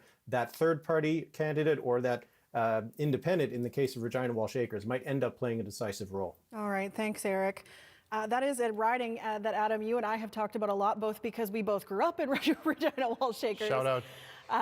But also because of what happened with Sandra Morin through the campaign, winning that nomination and then being ejected from her seat, for lack of better words. Yeah, not literally, but she she was the nominee that won a contested nomination, and then very late in the race, the NDP pulled her from the race and had named Kelly Hardy. We're going to look at staying in the cities and focusing first on Saskatoon, and there is still some drama tonight. We know the result, majority government, the Saskatchewan Party. This is one, Churchill Wildwood, where the NDP was trying to take a seat away from the Saskatchewan Party and Lisa Lambert, who is the incumbent. She has a 160-vote lead over Dave McGrain, who's the president of the NDP and a political science professor. This would be a hold for the Saskatchewan Party, as would be Westview, David Buckingham, a 318-vote lead with 48 of 62 polls reporting over the NDP. Of course, Buckingham, Mayor of Borden, he took out Cam Broughton 4 years ago, and he's hoping to get back into the legislature tonight. We're going to go down to Regina now, and this is the former interim leader of the New Democrats, Nicole Sarr, with a 374-vote lead here over Nadeem Naz of the Saskatchewan Party. This would be a hold for the NDP, and something for us to keep an eye on throughout the night as we bring these results and hear from Ryan Miley. There seemed to be an addition, Sam, of more women in Ryan Miley's caucus because he had a lot of female candidates, and they are picking up some spots and filling in some spots where they are replacing men. All right, Adam. Let's go now to NDP headquarters where we find Kendall Latimer. Kendall, we are expecting to hear from Ryan Miley in just the next couple of minutes. Absolutely, Sam. We hear that he will be coming down into the room in just a few minutes. He hasn't arrived yet, but we are expecting him to speak at the podium that you see behind me. And right now, it's unclear what his message will be. The party was looking for big gains. They were looking for an increase in that vote count. And I'm looking at the results right now, and the numbers are flipping back and forth, but we're still seeing the NDP party with 15 right now compared to 46. And that's certainly not the gains that the party was hoping to make. So it'll be unclear what Ryan Miley's message is. We still don't know the results in his own constituency in Saskatoon-Meewasin. That's been flip-flopping back and forth all night, and the race is tight, Sam. So we will be sitting here in anticipation, waiting to see what the NDP leader will say to his party faithful, to his supporters, and to the media. So Sam will be watching for that. All right, Kendall, we will keep an eye on NDP headquarters as we wait for Ryan Miley to speak. But first, Adam, let's take a look at the ridings that are just too close to call at this point. Yeah, they're too close to call right now, and they may be too close to call for a few days because we have those mail-in ballots that are out there that won't be counted until Wednesday. Let's take a look at Saskatoon Riversdale. The NDP leading. This would be a hold for the NDP, but just 15 votes there. Regina University, we talked about Tina Beaudry-Mellor hoping to hold on there. She has a 36-vote lead over Alina Young. Down to Regina Coronation Park. This is a lead and a hold right now for Mark Docherty, the Speaker of the Saskatchewan Party, with a 49-vote margin. Prince Albert Northcote, 60-vote margin and a hold right now for the NDP's Nicole Rancourt. Eric just told us about Regina Wall Shakers. This is a 109-vote lead for Derek Myers of the Saskatchewan Party. And Regina Pasqua, another one that we highlighted in that hit from Eric, 126-vote lead of Bajin Brar over Mohammed Fayez. These are too close to call right now, Sam, and as I mentioned, maybe too close to call for a few days as we see those mail-in ballots come in, and it could be a couple of weeks, Sam. All right, let's take a look at how the leader is doing as we await him speaking in Saskatoon. Yeah, an update on Ryan Miley's situation here in Saskatoon-Meewasin. 255-vote lead over Rylan Hunter of the Saskatchewan Party. We've been talking about this one all night, in part because the NDP has lost 2 straight leaders in elections, and also because it's one the Sask Party has targeted. So we're going to see this one be very close. It could come down to mail-in ballots in this and all the other ones we showed you, Sam, but we'll have to keep an eye on these. And as we know, those mail-in ballots, 61,000 were requested, and 40,000 have already come in. They won't be counted until Wednesday, folks. So we have a little bit of a wait and some nail biting from these candidates in some of those close races as we await Ryan Miley coming up to the stage. And he doesn't have to fight through a lot of people, Sam, because there's not a lot of people in that room, as we saw behind Kendall. They won't be stopping to shake hands or hug anyone. As Kendall said, Ryan Miley won't be able to say anything definitively in his seat as well, because we just saw he just has a 255 vote lead over Ryland Hunter of the Saskatchewan Party. I want to go back to the too close to call board that you had just talked about, because Regina Coronation Park is a really interesting one, because Mark Docherty's held that seat for a little while, but that was a NDP stronghold. Kim True was an MLA for a very long time in that riding. And we've seen that a lot. Riversdale's one Marie touched on earlier. We saw there that the Saskatchewan Party was in the lead for a while. Those are seats that are traditional NDP seats, and we're going to have to wait and see what Ryan Miley says about what he's seen in these results so far. Ryan Miley is making his way to the stage. We will be quiet here and wait for the NDP leader as he addresses his faithful. Well, good evening, Saskatchewan. This is the end of an exciting campaign, and it has been an exciting campaign. We've traveled to every corner of the province and had an incredible number of conversations. I've heard from you, your frustrations, your fears, your hopes for what we could build in Saskatchewan, and that's what this election is about. It's not about which party, which candidate, it's about you. It's about us and what we can achieve together as Saskatchewan people. And I want to thank you for the welcome that we've received everywhere we've gone. Of course, I also want to thank some other folks as well. Mali and Abraham and Gus and all of our family, the love and support. There's no way we do this without the people we care the most about. And to the people of Meewasin, it has been an honor to serve as your MLA, and I'd like to continue to do so. We'll find out more about that later tonight. And to the campaign team, what an incredible team. We put together one of the best campaigns I've ever seen, and I've been so proud to work alongside you and see the effort you put in, the volunteers, the staff, so many hours, so much passion. And, of course, the 61 candidates who put your names out there, knocked on countless doors, and you listened. You listened to the people of Saskatchewan. And this is exactly what this is about, to hear on the doorstep and to offer people that clear choice, that clear vision of an NDP government that would put people first. So it's a great campaign. I'm so proud of what we've done, but we know it wasn't enough this time. And I've just got off the phone with Scott Moe and congratulated him on remaining Premier. And I offered him, as we are both in service of the people of Saskatchewan, where we can agree, where we can work together, I'm always here. And where we disagree, he knows well that I will be straight with him and the people of Saskatchewan about those different visions. But my message tonight is for those who voted for change, because there are thousands upon thousands of people across Saskatchewan who voted for change tonight. And I want to tell you, this is not the end. This is the beginning. Do not give up, because we can, in Saskatchewan, we can do so much better than what we've seen. This is our home, and we can do the work to make it better. And we are, yes, we're going to be in opposition, and I believe it's going to be the strongest opposition this province has seen in years, and we will fight for you. We will fight for the people of Saskatchewan, for our kids, their parents, their teachers, for the folks on the front line working in healthcare, for the hardworking men and women of this province and the organizations that represent them, the Saskatchewan workers and companies who are ready to get on the job, First Nations people, Métis people, newcomers to this province. We fight, we stand up, we work alongside everyone, the young people trying to get started in life, the people out there working hard for the lowest minimum wage in the entire country. We will stand up with you, and we're asking you today to work with me, to work with us, to over these 4 years, tell your story, share your story, stand up for what Saskatchewan truly needs, so that together, 4 years from now, we can bring the people of Saskatchewan, the kind and generous people of our home, what they deserve, what we deserve, a government that puts people first. Thank you so much. Have a great night.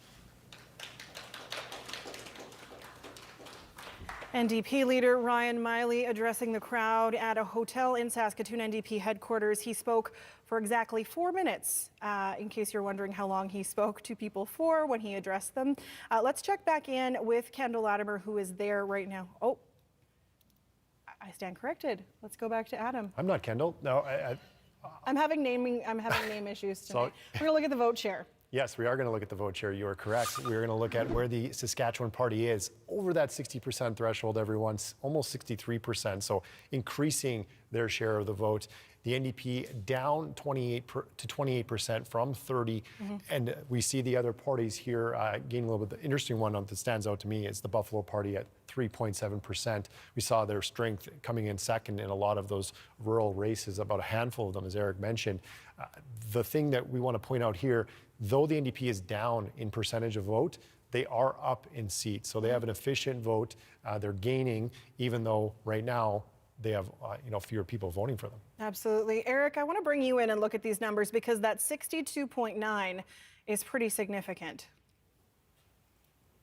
Yeah, 3 elections in a row where the Saskatchewan Party has had over 60% of the vote. That matches a Canadian record, and for a party to have that in 3 consecutive elections. And for the NDP, while they did pick up a few seats, so it's the second election that they do pick up a few more seats than they had previously, 28.2% of the vote. If that holds, that'll be the worst share of the popular vote that the NDP has ever had. You have to go back to 1938 in the CCF's first election to find a worse performance than that. So this is on track to be nearly the most historic low for the NDP in terms of its share of the vote. Even if they do have a few seats, it does muddle the narrative a little bit in terms of what Ryan Miley can point to as a success here. But in terms of the share of the vote, certainly a very historic low for the NDP. Thanks, Eric. Lots we can talk about here with our political analysts. That 62.9% number, but also it looks like the Saskatchewan Party losing some seats. They have never done that historically. So it's one of those, yay, us, but also we've lost some seats. What do you make of that? I don't think they'll care very much if they lose 2 seats tonight, if they've maintained their share of the popular vote and they've won a 4th-term majority. What do you think, Murray? If you're talking about the Sask Party, I'm talking about yes, the Sask Party. absolutely. This is a great night for them. We don't normally measure politics in the way we have to measure the Sask Party's success right now, as Eric Grenier said, because it's unprecedented. They're over 60% for 3-4 elections now. That's amazing. And it just shows the chance that they took back in 1997 to form a coalition, to have one right of center party to challenge the NDP that used to be called, I remember the day when they were called the Natural Governing Party in Saskatchewan, Steph. They're not anymore. As a matter of fact, they're a very distant opposition party right now. I think Ryan Miley tried to put the best face on it tonight. It was not a great speech, as you probably heard. It's the most miserable speech a politician can deliver, short of his own defeat, which might be pending yet.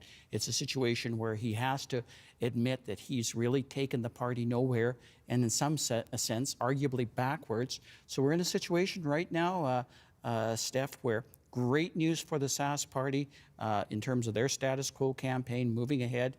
Not so great news for the Ryan Miley and the NDP, who have to find a new way to rebuild.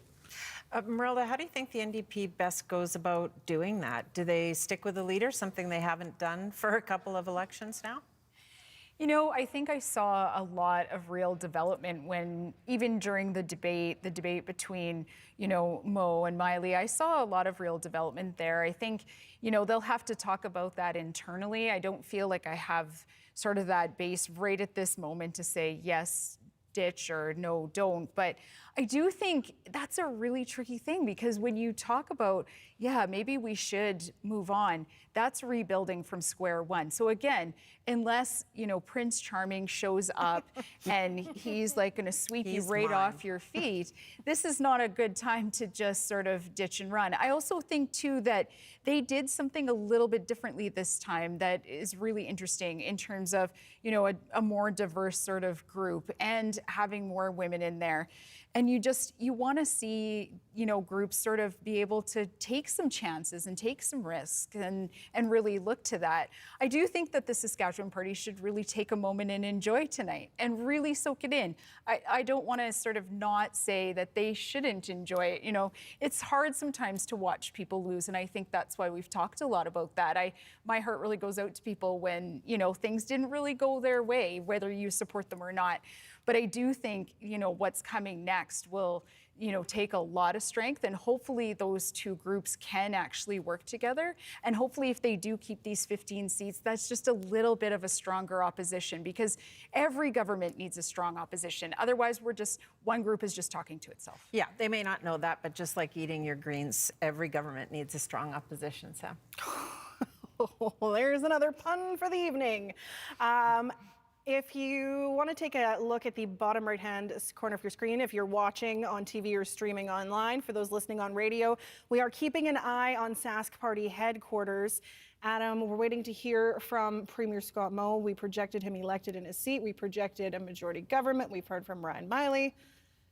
I'm trying to look at you, Sam. You told me to look at the screen down there, and I'm watching a bunch of reporters in masks wander in and out of the shot.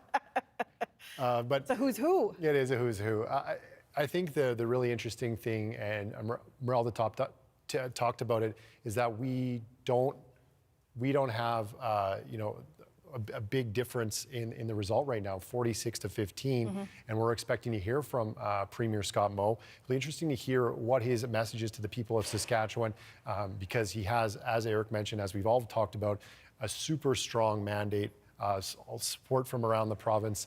And we're going to wait to see Scott Moe walk into the room with his wife, Krista. We saw them voting earlier in Shelbrooke today. And Scott Moe will take that mask off, and he'll address his supporters and the people of Saskatchewan very shortly, Sam.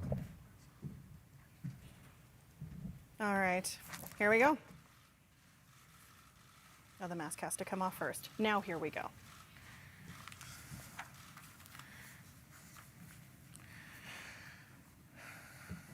Well, thank you very much. Good evening, everyone. And I got to tell you, I'm feeling pretty good tonight. Last week, we had a couple of big honkin' rallies for a strong Saskatchewan. And tonight, we're celebrating a big honkin' election win. Congratulations to everyone who had a hand in making that happen. There are so many people to thank here this evening. And there is a long, long list of thank yous that need to be handed out. But I want to start by thanking you, the people of Saskatchewan. For a fourth time, you have placed your trust with the Saskatchewan Party. You've given us a great responsibility, and we take that responsibility very seriously. We are humbled by the task that lies before us, and we are ready to go to work on your behalf. We are eager to build a strong economy, strong communities, strong families, and a strong Saskatchewan. For everyone in this great province. This has been an election like no other in our lifetime. It was challenging for Elections Saskatchewan and the thousands of election workers who administered the vote in this province. And I want to take a moment to thank them for running a safe and running a successful election. It was challenging for all of the candidates and the campaign volunteers who had to find new ways to reach their voters and to reach them safely. So I want to say thank you to every candidate from every party for putting your name forward, and thank you to all of the campaign volunteers. And I mean every volunteer for every party in the province. You are the people who make our democracy work, and you make it work well. You are the people that understand that elections are not decided on Twitter. You are the people who got out from behind your keyboard, and you went into the real world to knock on doors, to put up signs, to make calls, and to talk about what you believe in to Saskatchewan voters. That takes courage, and that takes commitment. Our province and our democracy are well served by a vigorous exchange of ideas, and by everyone who is willing to volunteer their time to advance those ideas to Saskatchewan voters. So thank you to all of the volunteers across this province for your work during this election. Congratulations to all of the successful candidates. Right now, we are looking at 40-some elected and re-elected Saskatchewan Party MLAs, and I'm so very glad to have so many of my colleagues join me back in the legislature. And I look forward to working with the new Saskatchewan Party MLAs that are elected for the first time here this evening. There are a few more candidates that still don't know whether they have won, and they may not know for a couple of days the results of their election until the mail-in ballots are counted. It's a nerve-wracking, I know it's nerve-wracking waiting for just a few hours for those results, and I can't imagine what it's going to be like waiting for a couple of days. But I guess that is the way it's going to be, and it's going to work in this year's very unusual circumstances. Friends, in Saskatchewan, we understand that voting is a great privilege. It's a fundamental freedom for each of us. Today, we honor those that have fought and sacrificed to defend that freedom that we enjoy, so that we might have this opportunity to debate openly in our communities and to decide freely who should govern this province. May we never lose sight of how fortunate we are to be from Saskatchewan and to live in Canada. Tonight, I would give you my word that we will be a government for all of the people. Whether you supported the Saskatchewan Party or whether your support lied with a different party, we will govern for all. And we will work to build a strong Saskatchewan for all of us. A few minutes ago, I had the opportunity to have a phone call with the leader of the NDP, Ryan Miley. I appreciated that call, and I would like to take this opportunity to congratulate Mr. Miley on running a very strong campaign. We obviously have our differences when it comes to policy, but I have never doubted Mr. Miley's love for this province. I've never disputed his commitment to making Saskatchewan a better place to live. I know his party will continue to serve Saskatchewan well as Her Majesty's loyal opposition. Ladies and gentlemen, I started today in Shelburne, my home community, and it was good to be at home, at least for this morning and last night.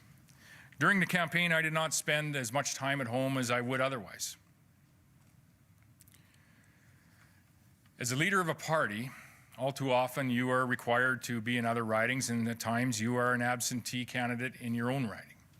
I'm very fortunate to have a dedicated campaign team of volunteers that were working on my campaign at home again. It was headed by my campaign manager, Bev Rafi, and they did an absolutely incredible job in the constituency of Rosthern-Shelburne, not just on the campaign, but they also, as they always do, worked hard to ensure that I stayed grounded. And I'm so very grateful for the campaign team that we had and all of the support that we received from the communities in the Rosthern-Shelburne constituency.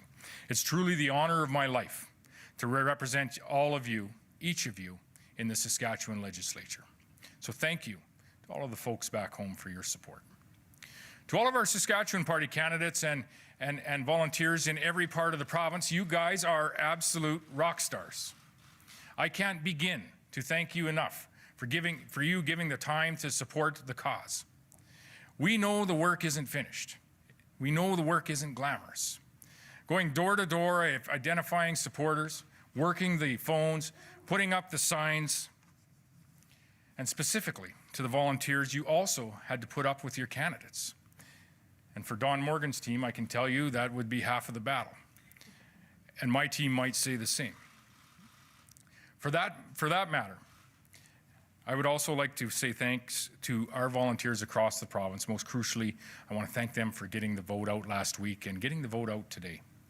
What you did made all of the difference in the world. We prevailed because of the efforts that you made. So thank you. And there's another group that deserve our gratitude this evening.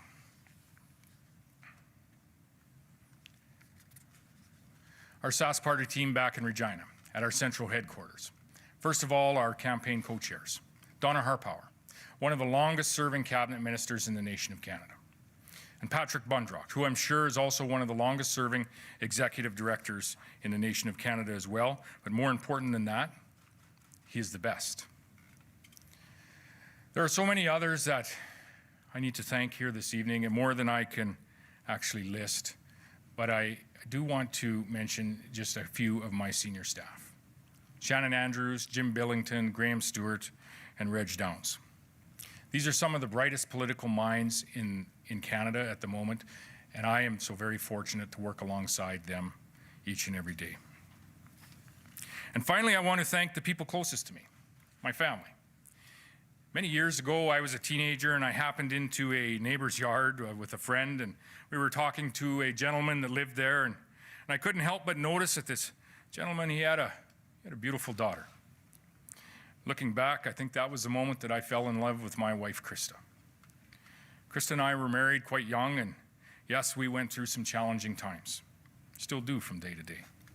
Raising kids, for example, while we finished our education at the University of Saskatchewan right here in the city of Saskatoon. We left the province to look for work like so many other Saskatchewan people did at that time. But wherever we were and whatever we were going through, we always had one another. And tonight I can say without hesitation, by far, the best thing that I have ever done in my life was marry my wife, Krista. Krista, thank you so very much for everything.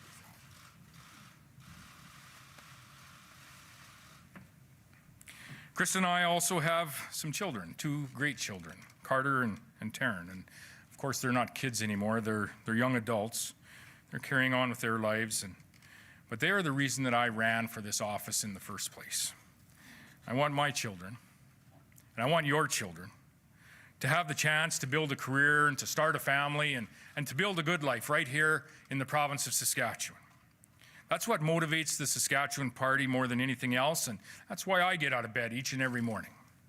Building a strong Saskatchewan for the generations that are coming. Lastly, I would take a moment to recognize my parents. My father, Don, is still attempting to retire. He wasn't having much success at that in the early years, but he is getting better at it here recently. My mother, June, is officially retired. She was an educator in our community of Shelbrook for many years.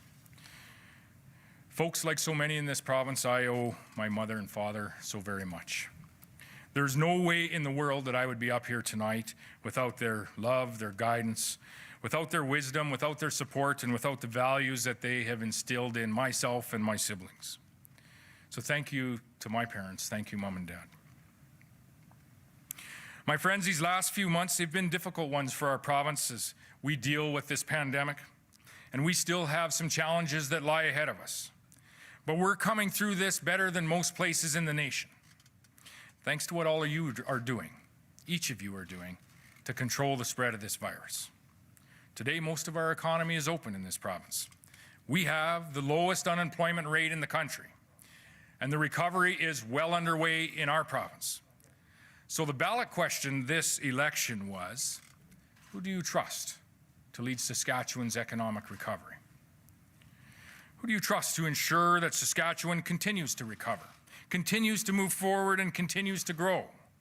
That was the question, and this evening we got the answer, and we got the answer loud and clear. And it is a great honor, and it is a tremendous responsibility to know that Saskatchewan voters, they answered that question by saying, we trust the Saskatchewan Party. Tonight I would offer you this. We will work every day to be deserving of your trust, to lead a recovery that is worthy of your trust, and to build a great province that is also worthy of your trust. When the Saskatchewan Party was first elected in 2007, Premier Brad Wall, he set down a marker for us, all of us. He made it our clear duty, he made it clear that our duty was to work as hard as we possibly could each and every day to earn the trust of Saskatchewan people. It was our duty to leave things just a little bit better than we found them. And though we have been imperfect, like many governments before us, we have tried to live up to that goal during the course of the last 13 years, and it will remain our guiding principle over the course of the next 4. My friends, a government earns that trust by doing what we say we're going to do, by keeping our promises.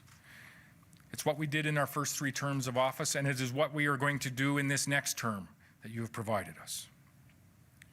So in the months and the years ahead, you will see us keeping our campaign commitments. Our focus will be on Saskatchewan's economic recovery while ensuring that Saskatchewan is an affordable place for everyone. We will cut your power bills by 10% this year. Everyone will benefit, renters, farmers, small businesses, homeowners. We are going to reduce the small business tax rate from 2% to 0% temporarily to support our economic recovery, so that small businesses in this province can invest, so they can expand, so they can hire, and so that they can contribute to our economic comeback. There will be a home renovation tax credit to make renovations more affordable for families and to stimulate activity in our construction sector. And we will make life more affordable for students by increasing the Saskatchewan Advantage Scholarship. We will invest in healthcare by expanding eligibility for autism funding, improving services for people with diabetes, and enhancing services and supports for those who are living with a disability. And we're going to make life more affordable for seniors by cutting the cost of ambulance calls and increasing the seniors' income plan. And we will do all of this while working towards balancing the budget by 2024. In the days ahead, we are going to strike another balance as we manage through this ongoing pandemic together. It's the balance of keeping Saskatchewan people safe, while at the same time keeping our economy strong and preserving the jobs in our province. Saskatchewan has already shown that we know how to find that right balance. We can protect lives and livelihoods, and we can do it at the same time. We've done it together thanks to all of you, and we will continue to do this together thanks to all of you. As I mentioned earlier, we will govern for everyone in this province, including those that did not vote for us. In this election, there was a number of voters, many of them in rural constituencies. They used their vote this election to express their frustration with the federal government. And to those voters, I want to say, I hear you. And I want to say this government hears you. We share your frustrations, and we share many of your objectives. We are not happy with the federal government either. And you have my word that we will continue to stand up for Saskatchewan as we have always done. There is no government in Canada that has advocated more strongly against a federally imposed carbon tax than the government of Saskatchewan. Together with Alberta, we have been steadfast in our opposition to Bill C-69, the No More Pipelines Bill, as well as Bill C-48, the No More Tankers Bill. And no government has been more active working on behalf of the sustainable industries that create wealth and jobs in this province and across the nation of Canada. The industries that contribute to the well-being of millions of people here and around the world. Agriculture, energy, mining, manufacturing. Saskatchewan is world leaders in each of these industries. They drive growth in this province, and they will continue to drive growth in this province in the years ahead. They enable us to invest in the quality of life that we seek. They enable us to invest in new schools, in new hospitals, and to invest in the vulnerable in our society. So tonight I offer you this. We will be unrelenting in defending our Saskatchewan industries and our Saskatchewan people. We will defend them here in Canada, and we will defend them around the world. We will always stand up for a strong and independent Saskatchewan. We will stand up for Saskatchewan because there is simply so much at stake. In this province, we are just beginning to explore the incredible potential that we possess. We're just getting started.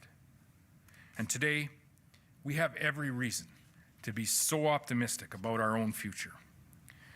No, not just because of our resources, the food, the fuel, the fertilizer that is in demand around the world that we possess. Not just because of our cutting-edge innovation in energy and agriculture and in food processing or in technology. We have every reason to be hopeful and optimistic because of you, the people of Saskatchewan. Determined and resilient, creative and compassionate, and always finding a way to get the job done. Ladies and gentlemen, we have been given a strong mandate this evening. You have reposed your trust and your confidence in us. We have a lot of work ahead of us. That begins tonight. And together, we can lead a strong recovery. We can build a strong economy, strong communities, strong families. And we can build a strong, growing, and vibrant Saskatchewan. Thank you so very much for the trust that you have placed in us. We will work each and every day to ensure that we are worthy of that trust and to be worthy of the honor of governing the great province of Saskatchewan. Thank you for joining us this evening. God bless us, Saskatchewan. Premier Scott Moe addressing a 30-limit room, unfortunately, for them at the Sask Party headquarters in Saskatoon, remasking up as him and his wife get ready to leave the stage. For those of you watching on CBC News Network, thanks for watching. And now it's the National. But for the rest of you on CBC Television, CBC Radio, online and on our social channels, keep watching and listening. We have much more analysis ahead.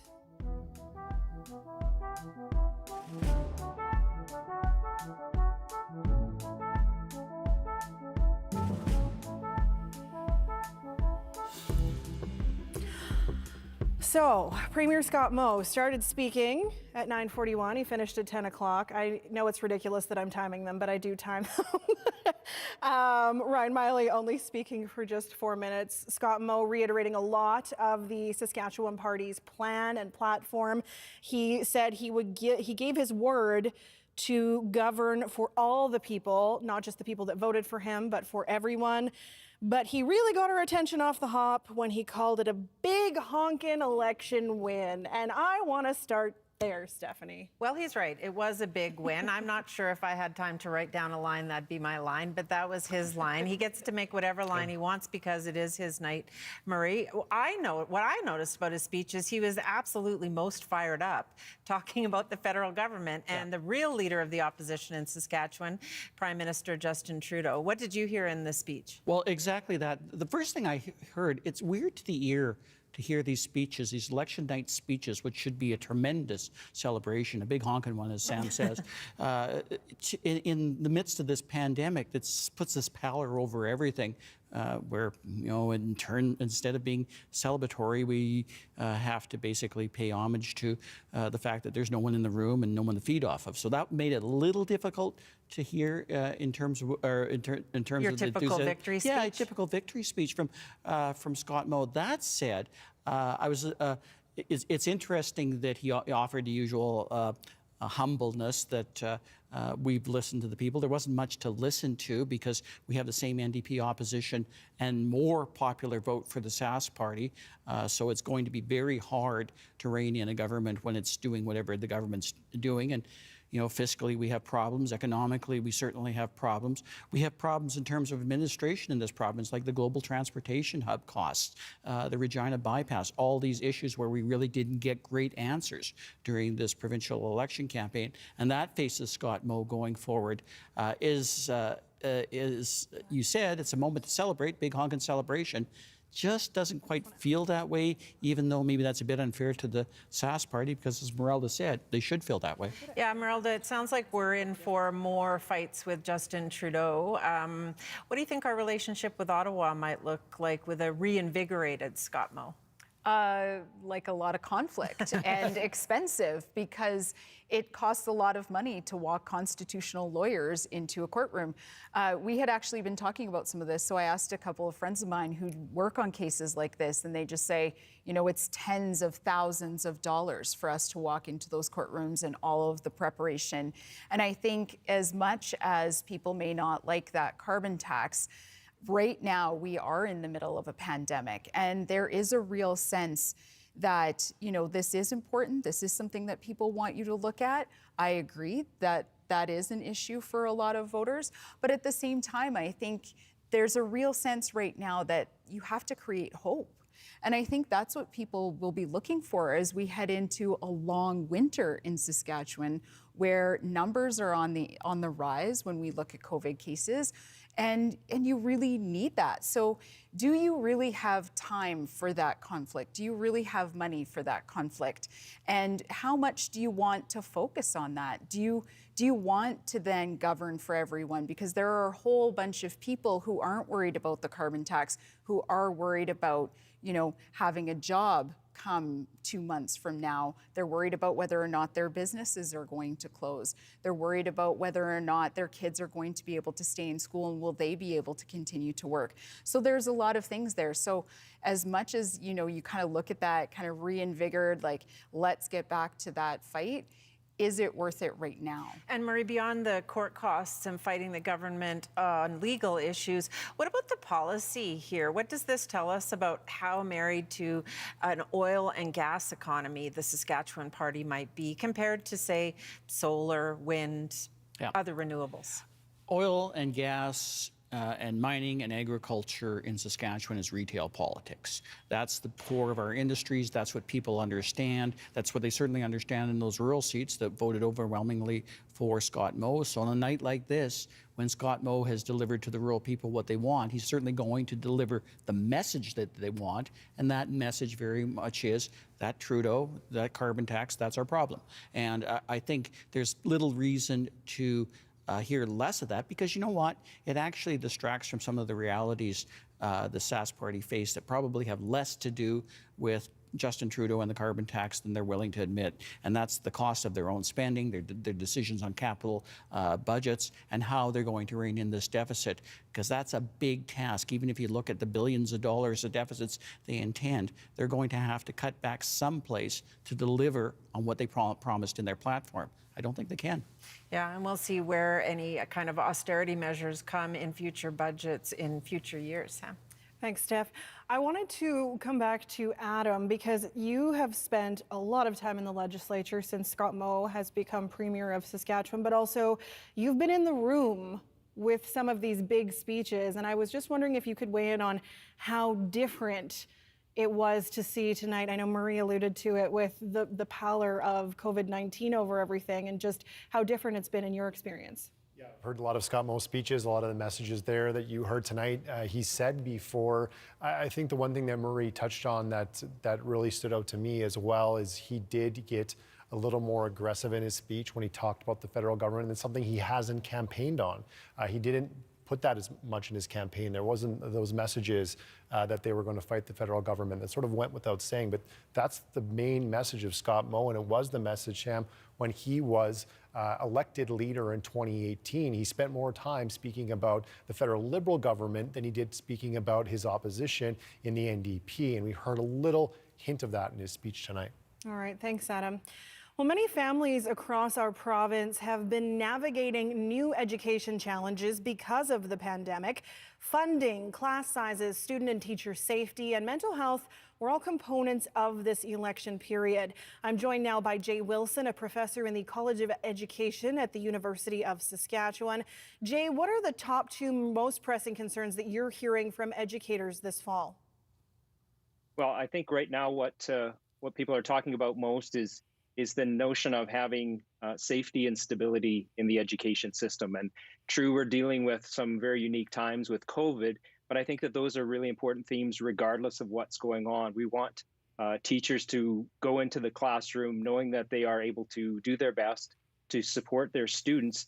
And that requires not just class sizes that are most appropriate for their situation, but also those professional supports that are really important.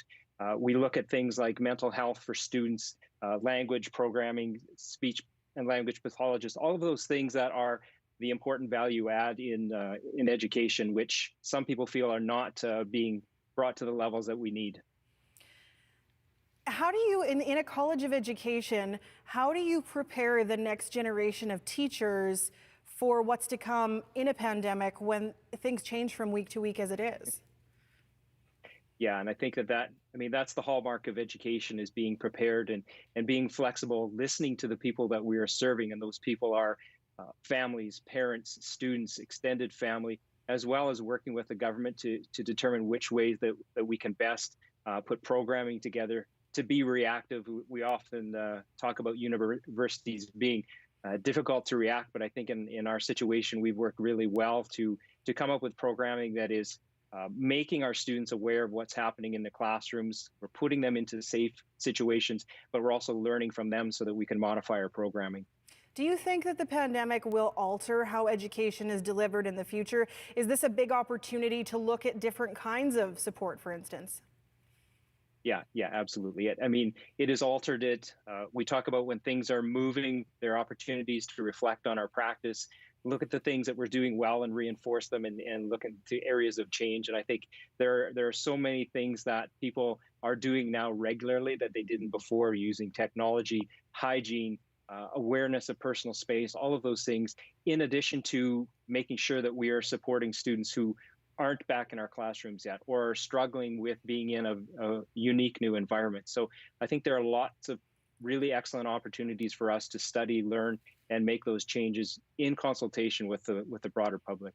If there's one policy off the top of your head to be considered now moving forward, if students find themselves falling behind, what's one policy change that you think would make the biggest difference right now?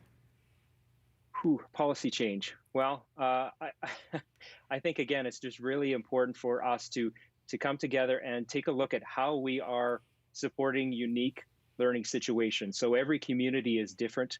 Students in rural communities will have different needs. Students in urban communities, we have significant cultural needs as well. So I think it's really important for us to learn and be flexible enough to support people where they are learning, as opposed to, I mean, we have a curriculum, but curriculums need to change based on the needs where people are. Jay, thanks so much for your time tonight. Yeah, thanks so much, Sam. Jay Wilson is a professor in the College of Education at the University of Saskatchewan. We're going to take a quick look at some results here, Adam. We know the Sask Party has 46 seats, the NDP sitting at 15, but there is one particular seat we've been watching more closely than the rest. Yeah, these numbers aren't set in stone either. We have about 10 seats right now, races that are under or at 250 vote margin. So those numbers on your screen, 46-15, could change and flip at any moment. We're going to look at Saskatoon-Meewasin. It's one we looked at a number of times tonight. NDP leader Ryan Miley's lead is down to 210. It was as high as 250, Sam. This is going to be a nail-biter for Ryan Miley. We heard him earlier say that he wasn't going to talk about his race, really, because it was going to be close, and it is close.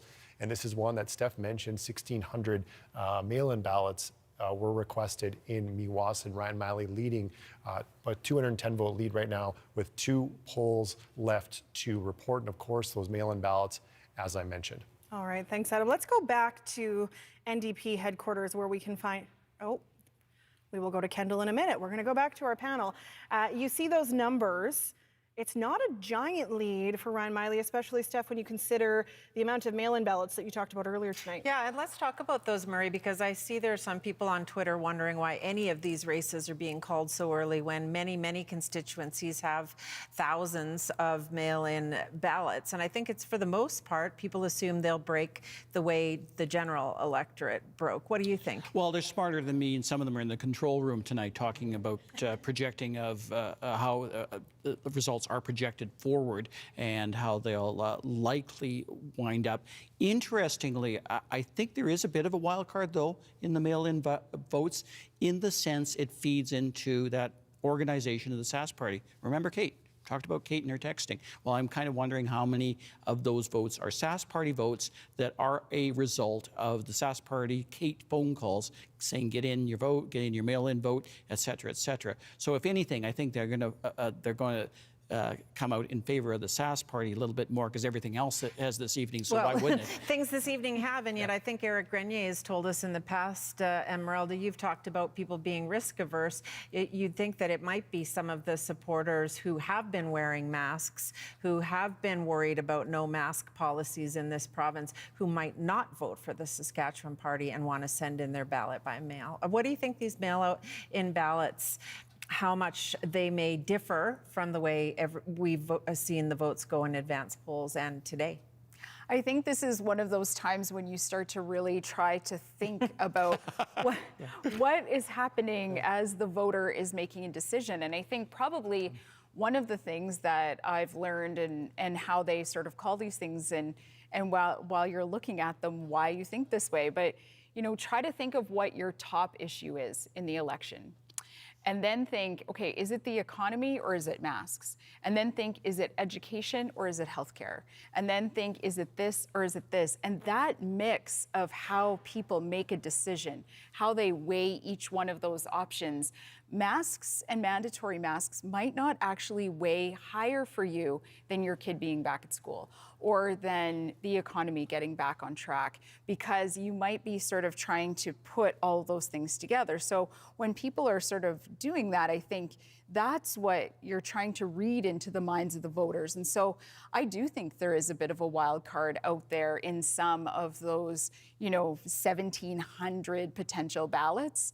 There's a big wild card there, and how it'll play out will all depend at that particular moment how you voted, because the closer we got to the election, it seemed like it was fairly stable. But where were you 2 weeks ago?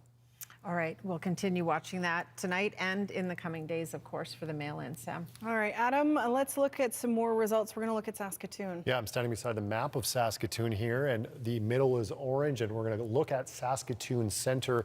This is one of the seats that the NDP was hoping to hold. David Forbes did not seek a re-election, and we can tell you that we're projecting Betty Nippy Albright to be the winner in Saskatoon Centre.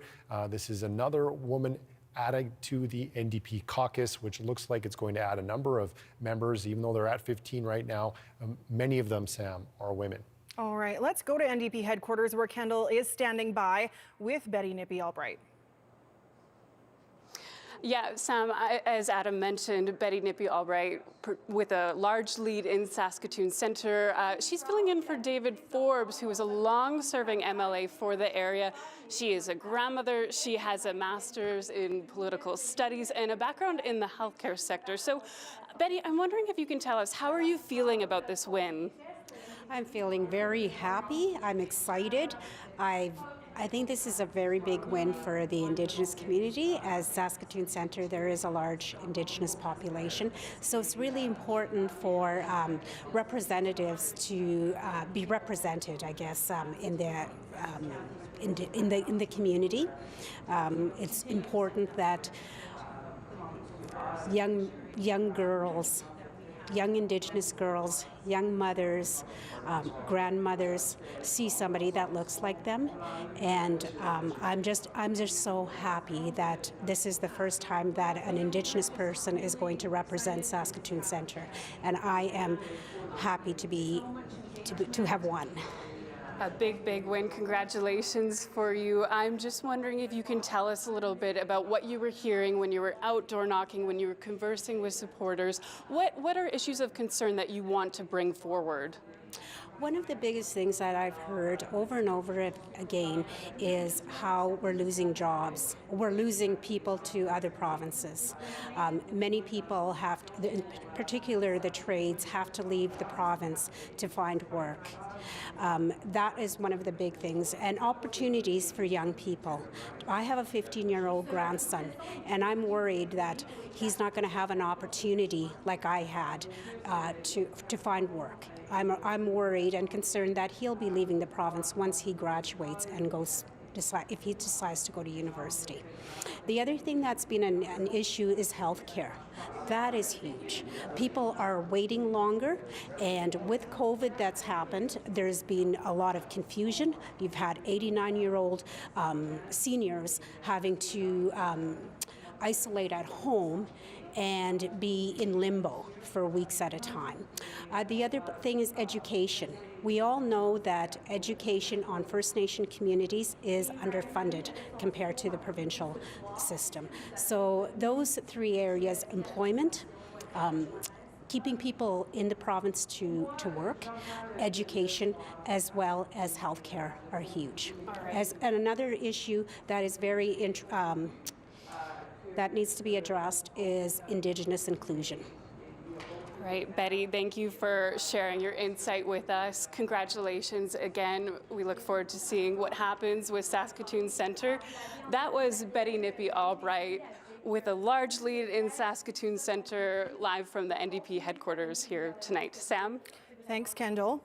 We will get to more results in just a moment. The Saskatchewan Party and the NDP numbers flipping just a little bit in the last couple of minutes. The Saskatchewan Party leading or elected in 48, the NDP in 13. But first, we've been covering many important issues during the campaign, and those in the province's Black community will be keeping a close watch on how the next government will address the issue of systemic racism. The CBC's Omaira Issa has been reporting on this for many years and joins us now from Saskatoon. Omaira, what are the main concerns of the Black community right now? Well, Sam, I've been covering these issues for quite some time now. And of course, in the spring and summer, we've seen the huge protest in the four corners of Saskatchewan with thousands of people in the streets, both in small towns as well as big cities, for the Black Lives Matter movement. And so a main issue that people say is prevailing is justice and policing. In June, the Saskatchewan Party leader, Scott Moe, did recognize that systemic racism does exist in Saskatchewan. And in fact, his government did expand police oversight in the province, but people at the grassroots level say that it's not enough. They're also saying that they have been mobilized now that they are coming out of the Black Lives Matter protests. Something as well, I've spoken to dozens of Black citizens across the province in the last couple of weeks, and they say that they need change. One of them is Dolapo Fedare. She lives in Regina. She's with Black in Sask, which is a community youth organization. We face in our community has been going on for several years, right? And the Black Lives Matter movement really pushed it to the public limelight and signaled that a number of conversations needed to be had on how the Black community was doing both economically, socially, and mentally here in our province. Now, Sam, of course, elections come, elections go, but issues remain. So on top of justice and policing, some of the issues that the communities are saying they're facing have to do with they would like to have more Black history taught in schools. They would also like to see no discrimination when Black people are trying to get jobs in the province. And most importantly, they say they need to have better mental health care right here in the province. And on the mental health issue, a prominent case here in Regina back in the spring really put a spotlight on this. Omaira, tell us more about that. Well, this young man by the name of Samuel Ugo, he was in his early 20s. He went to the hospital twice in Regina to try to get some help. He was in the middle of a mental health crisis. He didn't get that help, and he later on took his own life. I've spoke to a doctor who's been concerned about these issues for quite some time. He lives in Melfort, and he says it's really important to address mental health in Black communities. In fact, he says he would even like to see an ombudsman that would take care of complaints related to systemic racism in the province. Now, the two main parties have not addressed specifically Black mental health in the province, but the Saskatchewan Party has spent about $435 million since 2007 on mental health and addiction services. The NDP said before the election that they would invest $15 million if they formed the government on mental health and services, and some of that would go to suicide strategy. Sam? Thanks, Omaira. The CBC's Omaira Issa in Saskatoon tonight. A few minutes ago, I mentioned there has been a little bit of flip in the numbers. The Saskatchewan Party leading and elected in 48 seats, the NDP in 13. The NDP was sitting at 15 just a couple of minutes ago. I want to look at where things have shifted, Adam. Yeah, we mentioned that there's about 10 seats right now. They're within about 200 votes, and two of those flipped. I mentioned that could have happened, and it did. That's why we see that 48-13 on your screen, as you mentioned. We'll take a look at those two seats right now. Versus Prince Albert Northcote, this is Alana Ross of the Saskatchewan Party leading the incumbent Nicole Rancourt by 183 votes with 7 polls left to report. I can tell you that there are more than 500 mail-in ballots requested in this constituency. We look at Regina Pasqua. This is the other one that flipped. Mohamed Fayez, the incumbent, holding a lead of just under 200 votes, 197 with about 12 polls reporting this is one of the bigger ridings in the province and in the city of Regina. And there are 2,600, more than 2,600 mail-in ballots requested in Regina Pasqua. So even though we have about a 200 vote margin, Sam, we could see the mail-in ballot come into effect anytime over the next few days. Super interesting. Thanks, Adam. COVID-19 has put a strain on healthcare, schooling, and economic development, among other things. And that's why many leaders are saying it is crucial to include Indigenous communities in the recovery process. Cadmus Delorme is the chief of Cowessess First Nation. Thanks for being here. Thank you. Chief Delorme, tell us about how the pandemic has been affecting your community. Cowessess First Nation is an hour and 40 minutes east of Regina. We have been addressing COVID-19 in a proactive way. Not only does the community rely on our services, but the local RMs, Crooked Lake, Round Lake, the towns. So the community had to make sure that we address this. Indigenous Services Canada has been a very big advocate in helping us assure the resources are there. Ultimately, as of this hour, there's no cases of COVID-19 on Cowessess First Nation. What other changes would you like to see the province make to ensure Indigenous voices are heard? You know, tomorrow morning when we wake up and the election is done, we have reconciliation to move forward. Over 100,000 First Nations people who attended residential school gave us 94 calls to action. We don't need anybody in the grandstands. Everybody has to play their part. This beautiful province has 5 treaty territories attached to it. So way beyond just the history of the province, we have reconciliation to do so we don't have to sentence another generation. And we could build a lot together as First Nations people and the province of Saskatchewan. What policy changes would you like to see when it comes to supporting further economic development in Indigenous communities? Absolutely. Number 92 of the Truth and Reconciliation really defines economics. As one chief in this province, I strongly believe that if children wake up and watch their parents get ready for work, we can change a lot in one generation. Not everything has to be not all the eggs have to be put in one basket. IT is becoming more natural today. Renewable energy. We have a lot of frontline workers. So a lot of services, a lot of training, our core areas in the cities, a lot of our Indigenous people live there, non-Indigenous that require our help. So I sure hope that policies relate more to adapting the resource energy sector, renewable energy sector, as long as we know that nobody's being left behind and training is available. I hope policies are continually to focus that way. Well, thank you so much for your perspective tonight, Chief Delorme. Appreciate it. Thank you. Cadmus Delorme is the chief of Cowessess First Nation. I want to take a quick look at some more results with Adam. We'll get to our panel in a moment. Adam, we are looking at the Queen City. Yeah, good map reading, Sam. You're from a tough angle. This is the city of Regina, of course, the NDP trying to break out into the suburbs.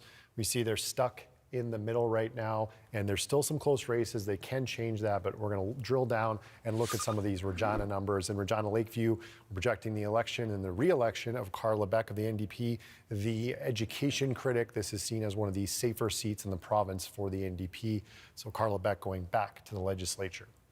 We'll take a look now at Regina Douglas Park, another re-election for yet another woman for the NDP in their caucus, former interim leader Nicole Sarr. The MLA for Regina Douglas Park has been re-elected. So 2 seats there in Regina that we expected the NDP to hold on to, and they've done just that. And as I mentioned, Sam, we'll keep looking at these numbers. The NDP right now in a lot of close races. You see that number 13 on your screen. It looks like their floor right now is about 9 because there are about 4 or 5 races they're very close in that they're leading right now. So we'll keep an eye on those very, very closely. All right, thanks, Adam. I'd like to go back to the panel. A lot's happened since we checked in with you last. We've talked to a number of guests, a lot of talk about issues for Indigenous communities, also around education and policies that need to change. The government has been under a lot of scrutiny since COVID-19. A lot of these issues maybe exacerbated by it, but issues that existed prior to the pandemic stuff. Yeah, and I'm seeing on Twitter talk that people aren't super confident after watching Premier Scott Moe's victory speech. By the time he started pivoting to getting angry with Justin Trudeau again, that he was going to do what he said in the breath before, which is govern for everyone. Merelda, I'm just wondering what sense you're getting now as you listen to people about whether real change is coming despite the status quo result. Well, the real mark of a good leader, as everyone knows, is how you deal with the people who didn't vote for you, how you do govern them, how you work with them. And I would say rather than govern, work with them is what a key message that you're hearing here is. Yeah, how do we work together and how do we make sure that those opportunities that we're talking about are there with everyone? You know, Chief DeLorme said, when you see your parents get up and go to work, it changes the way you view yourself or your role or what is it that you do. Or when you are part of a community where you feel valued and respected. Those are big things. You know, my mom cleaned hotel rooms, but I learned from her how to work really, really hard. That's a really important piece, like that little piece. So, you know, when you talk about, not being heard, that's something that we've heard a lot. We've heard a lot over the years. We've heard a lot with many different parties about not being heard, not just with the Saskatchewan Party and Scott Moe. So I think the question will be, how does he talk to them now? How does he start stepping into those communities and stepping outside of what is a massive, base of support? Now you've got to step outside and bring everybody in. Murray, I just want to talk about some of the other parties. The Buffalo Party with just half the seats, fewer than half the seats that the Green Party ran candidates in, got more votes. Yeah, I find it strange and maybe a little disturbing that a party that's wanting to take this province out of Confederation is getting as much support as they are. And I find that a little surprising, as you said, because they ran so few candidates. I think this is strictly a rural backlash, once again, against Trudeau. I don't think they're that mad at Scott Moe, but they're trying to send some message to someplace, because that's where, obviously, the Buffalo Party is doing well. Once again, it talks about ugly divisions in this province. If this is more of a rural issue, rural thing, and it doesn't relate necessarily to the issues Merelda talked about, which are urban issues and which are both rural issues, but rural reserve issues that just aren't being properly addressed. Isn't it great that we're seeing the first inner city First Nation candidate elected in this province? And I think that's a big deal. Mm-hmm. I think that's a real step forward for the province to have that voice in the legislature for the first time, regardless of what party that person represents. It's great to have that voice, not just coming from the northern ridings, but from inner city Regina. We need that diversity. I worry, as Merelda did, that despite what we might have heard from Scott Moe about being the premier for everyone, whether he will really govern as the premier for everyone. He really hasn't had any need for these votes tonight, and you really have to wonder, in terms of the game of retail politics, whether he really wants to address them. As Merelda said, and this is probably one of the most important things, a good leader governs for everybody, and he has an opportunity to be a good leader tonight because he has this incredible solid fourth majority. Let's hope he doesn't pass up on that opportunity. So far, I'm looking at the Sask Party seeming to have more share of the popular vote than last time around. The NDP continuing to drop now below 28%. Not the best for them tonight, Sam. No, I'd like to go back to Vanna White, who's standing in front of the map. Thank you. Where are we going? It's not a shot, it's actually a compliment. We're going to go down to the south part of the province and start in Cannington, where we look at some more results. And the panel talked about safe seats, and this is one for the Saskatchewan Party. Daryl Harrison with the massive margin of victory here tonight. He's a new candidate replacing long-term Saskatchewan Party MLA Dan D'Autremont, who's a former speaker. Yes, that's right. Thanks, Sam. And this is one of the safest seats in the entire province. We see here, as we talked about, the Buffalo Party in second place, one of the few ridings where they finished second and were doing really well, where Murray in the panel said, as Stephanie alluded to, more votes in the Green Party, even though they ran fewer candidates. We'll look at Cypress Hills now on the opposite side of the south. Doug Steele, healthy victory tonight. He's first elected in 2016. He'll head back to the legislature, and yet again, another second place finish here for the Buffalo Party, more than doubling the NDP. Wow. And this is the theme right now. We see Lori Carr in Estevan, southeast part of the province, and she's in first here and being reelected a cabinet minister. But the story again, Sam, second place finish for the Buffalo Party here, and a really healthy margin in the second place finish. So we'll have to see what kind of impact that has on provincial politics, as Murray and the panel alluded to. We see the Buffalo Party with some strong finishes here in rural Saskatchewan in the south. Well, let's get some perspective from Estevan, shall we? We want to reach out to some different areas of the province, especially when it comes to how the economy is impacting people. Jackie Wall is the executive director of the Estevan Chamber of Commerce, and she's been keeping a close eye on each party's economic plans and the response to their pandemic. Thanks for being here. Thank you very much for the invitation. Before I get to the questions I have planned to ask you, I'm curious if you're surprised to see the Buffalo Party in second place in that riding right now. No, absolutely not. There is a strong contingency here that is very, very strong against the carbon tax. We have vehicles in our community that drive around that are literally wrapped. They had their vehicles wrapped against carbon tax and Wexit. The candidate also did very strong in the forum that the chamber put on. And I must say, there is a division within our province. There's a division in our country, and it seems like that is the theme across the globe right now, is division. And I think it's something that we're all going to have to work on. How have businesses in the Southeast been managing so far during the pandemic? What impacts have you seen? Well, you know, we were already in a situation of a weakening economy. Obviously, we are very, very strong oil and gas and also mining. We have the imminent closure of Boundary Dam 4. So our community was already mobilizing forward to diversify our economy and to get the stakeholders together to see how we're going to move forward. So that actually, in a lot of ways, played in our favor. We had a business startup happen. We've been getting some federal funding and some provincial funding as far as coal transition. So we had been mobilizing this community forward because we knew we had to make a shift before COVID.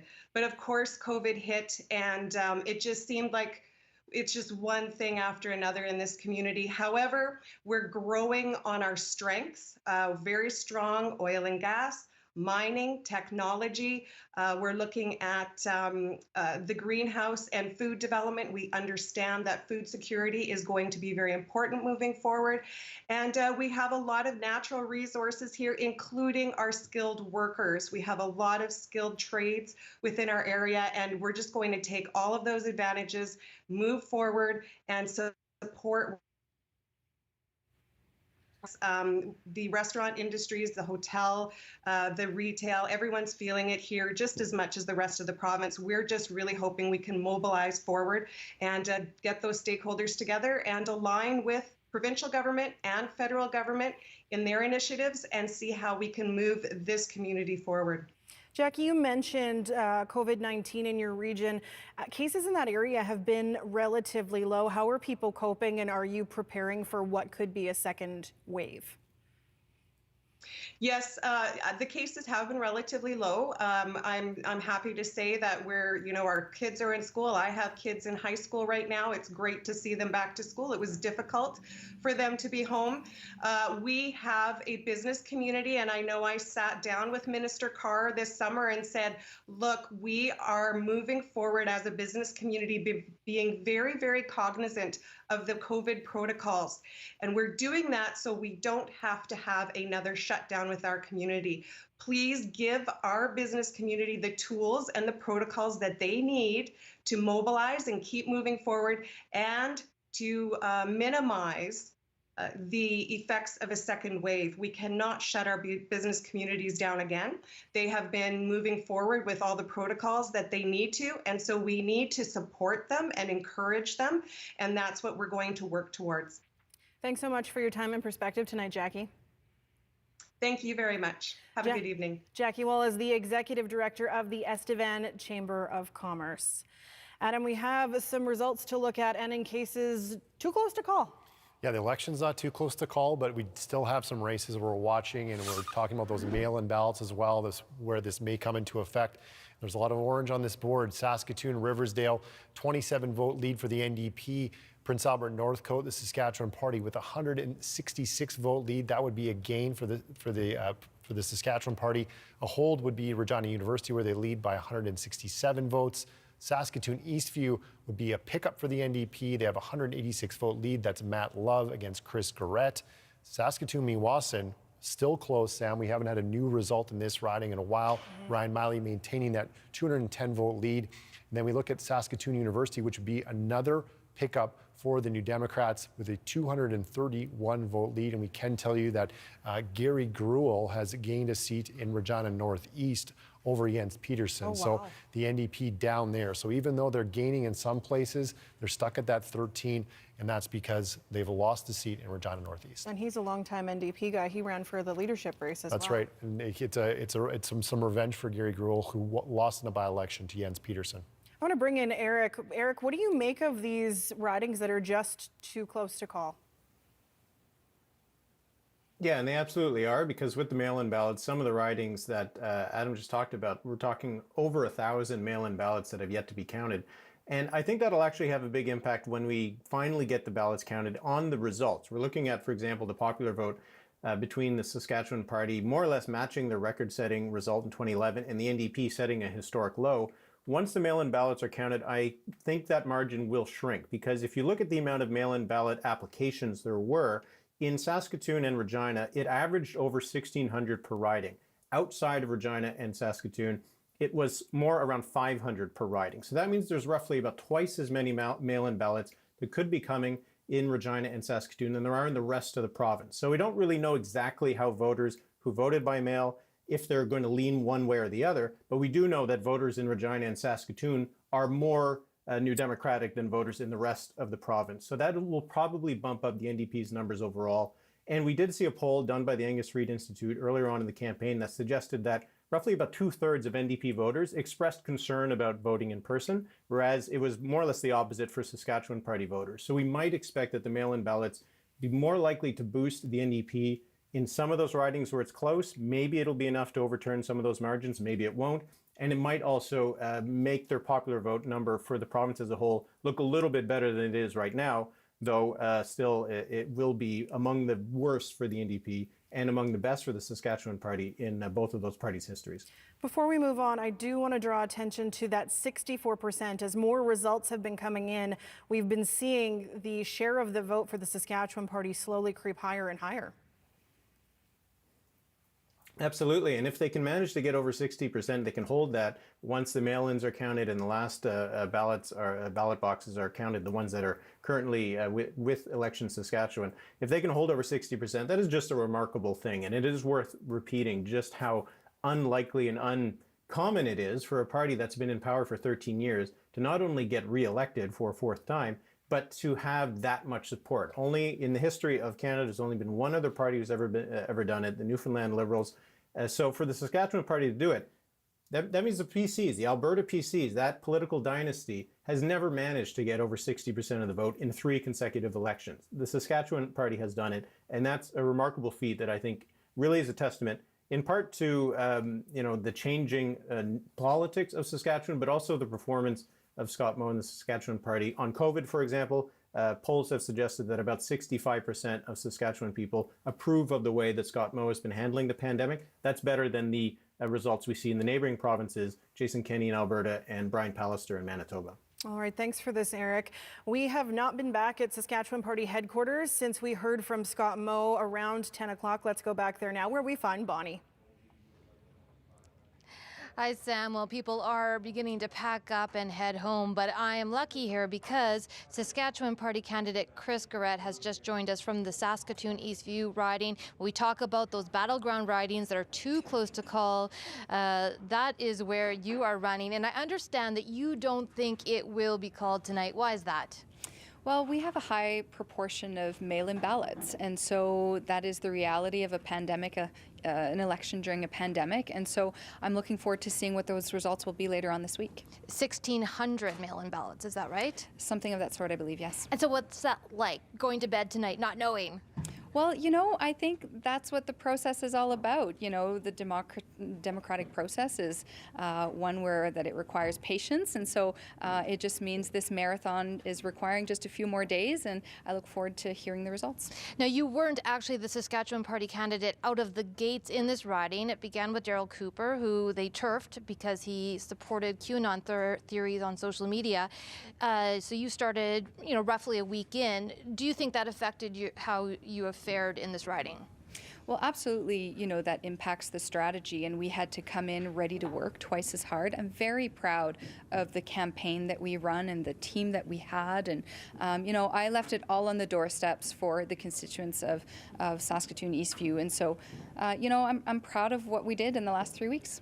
A last question for you. Saskatchewan Party has been criticized for not running as many women, a pretty low number compared to the NDP. So what can be done to improve this representation within the Saskatchewan Party?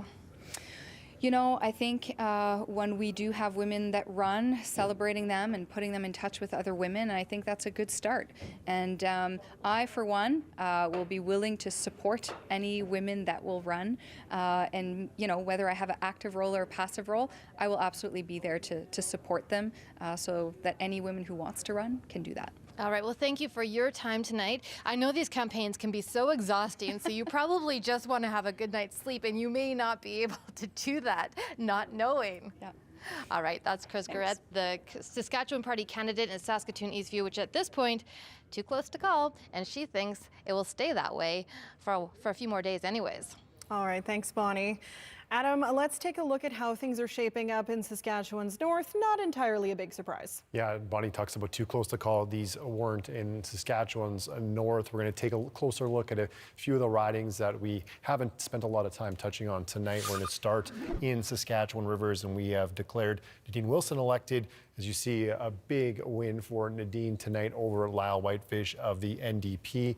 And so this is a hold for the Saskatchewan Party, obviously. We're going to go to Meadow Lake as Cabinet Minister here, Jeremy Harrison, also a former Member of Parliament, holding on to his seat with a healthy victory for the Minister of the Economy. He was the youngest Member of Parliament. Good fact, Sam. Yes. Sorry, I killed your flow. No, you didn't. It's all good. Then we go to Lloydminster now, where we see Colleen Young is re-elected there on the border. She is a Sask Party incumbent. And again, not a surprise here. One of the places where the Saskatchewan Party has a lot of strength in those three seats: Saskatchewan Rivers, Meadow Lake, and Lloydminster. Sam? Thanks, Adam. Concerns around mental health and suicide prevention in Saskatchewan's north have been front and center in the province for years. But calls for a stronger suicide prevention strategy have been getting louder.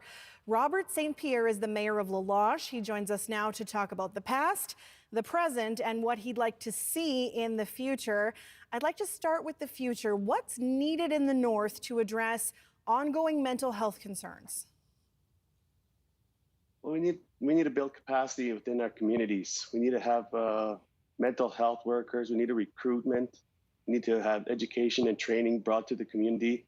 And then we have to recruit people, not just about spending more monies in the community.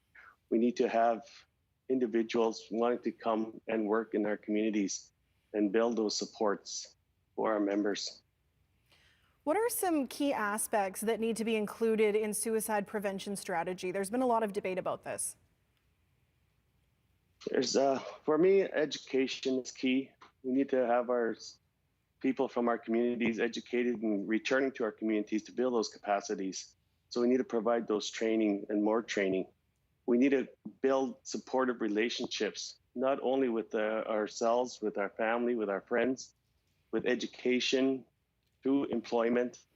We just really need to build those relationships and get back to the core, to the beginnings. We need to start small.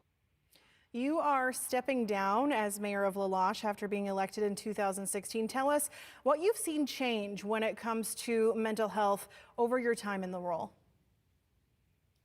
What I've seen change is what we had to do in the community for La Loche. I can't speak for the rest of the north, but for La Loche, what we did is we worked in partnership with the provincial government, the Sask Party, and we developed housing units for education and for health staff for recruitment and retention. And so I'm hoping to see the benefits of those in the next years to come. Mayor Rob St. Pierre in La Loche, thanks so much for your time and your perspective tonight. We appreciate it. Thank you very much. Adam, as a woman, I am always interested to see how many women get elected in any election, whether it's municipal, provincial, federal, and even in other countries. And here in Saskatchewan, it could be better. Yeah, it's a bit of a mixed bag, and as Bonnie alluded to with Chris Corrette there, not a lot of candidates from the Saskatchewan Party running that war women. We'll take a look at the board here. The Saskatchewan Party down one woman at this point in the House. The NDP has gained 3, and so the NDP, they could have a predominantly a female caucus when it's all said and done. I want to let people know that on that 48-13 board as well, we have some races that could flip, which could change these numbers before the end of the night and even before we count all the mail-in ballots. But at this point right now, the Saskatchewan Party's down 1, the NDP up 3, 14 total elected. That's an increase of 2. The majority of those obviously on the NDP side. And Saskatchewan, when it's compared to other places around the country, is on the lower end, one of the 3 worst provinces when it comes to representation of women in the Assembly. And you throw it back to me on that one. Thanks, Adam. 51 of the 61 constituencies tonight are elected, so there's 10 that just have not been called yet. I want to go back to NDP headquarters, where we'll have an opportunity to chat with the former interim leader of the NDP, Nicole Sarr. Hi, Nicole. Hi, how are you doing tonight? Hi, I'm great. Congratulations on being elected in your seat. How do you feel about the results tonight? We're really proud of the campaign that we ran. I'm really proud of the vision that Ryan put forward. I think we worked very hard. I'm so honored and humbled to be chosen by the people of Regina Douglas Park to represent them and to continue the work that I've been doing for the last 4 years. What was it like for you campaigning in a pandemic? You've been through elections before. How was this one different? It was a bit strange. It was more cautious than 2016. I'd say there weren't any events or rallies or dinners to attend. Door knocking was very interesting. I've said this a couple of times. There were folks, some folks who were more cautious about opening the doors, but in the same way, there were also more people who were excited to actually talk to somebody other than the folks that they've been isolated with. So it was kind of interesting having that dynamic on the doorstep. The NDP will form the official opposition. I know that you are not in the leadership role, but I'm curious what you think your party should be pushing the government on as soon as you're able to get back in the legislature. I think we're going to keep doing the work that we've been doing. I'm proud of what Ryan has done so far and what he'll continue to do. I'm really excited to continue that work. We're going to keep listening to the people of the province, folks who are worried about what the future of our province looks like and are wanting to see politicians put people first. I'm wondering, we've seen you as interim leader before. If by chance Ryan were to lose his seat tonight, would you be interested in stepping into a leadership role? No, I'm not focused on that at all right now. I'm so excited about Ryan's vision and the future of our party. All right, well, congratulations, Nicole, and thank you so much for your time tonight. I'll let you get back to enjoying things with your party. Thank you. Nicole Sarr over at NDP headquarters. I'm going to go, I was going to go to the panel, but I'll go to the panel in a minute. We'll go to Adam with results. Yeah, we're going to look in central Saskatchewan now. We're at a stronghold for the Saskatchewan Party. You see a sea of green there on the map behind me. And we'll take a look starting with Kelvington-Wadena. This is Hugh Nerleen with a massive victory here in Kelvington-Wadena. No surprise, a re-election for the Saskatchewan Party in this seat. We'll then head to Humboldt-Watrous. This is the Finance Minister, Donna Harpower, one of the longer-serving MLAs in the Saskatchewan Party government. 4,000 vote margin here right now at this point, with a couple more polls still to go. So a victory for Donna Harpower tonight. And finally, we're going to Melfort, and we can say that we're re-electing Todd Gowdy there, 3,500 vote margin for him. So 3 incumbents in central Saskatchewan, all re-elected for the Saskatchewan Party, part of their massive vote share and push in rural Saskatchewan. Thanks, Adam. I want to go back to the panel after we just spoke with NDP elected candidate, MLA Nicole Sarr. I know I have heard many times people really liked her as the interim leader. The fact that she says, no, I am not interested.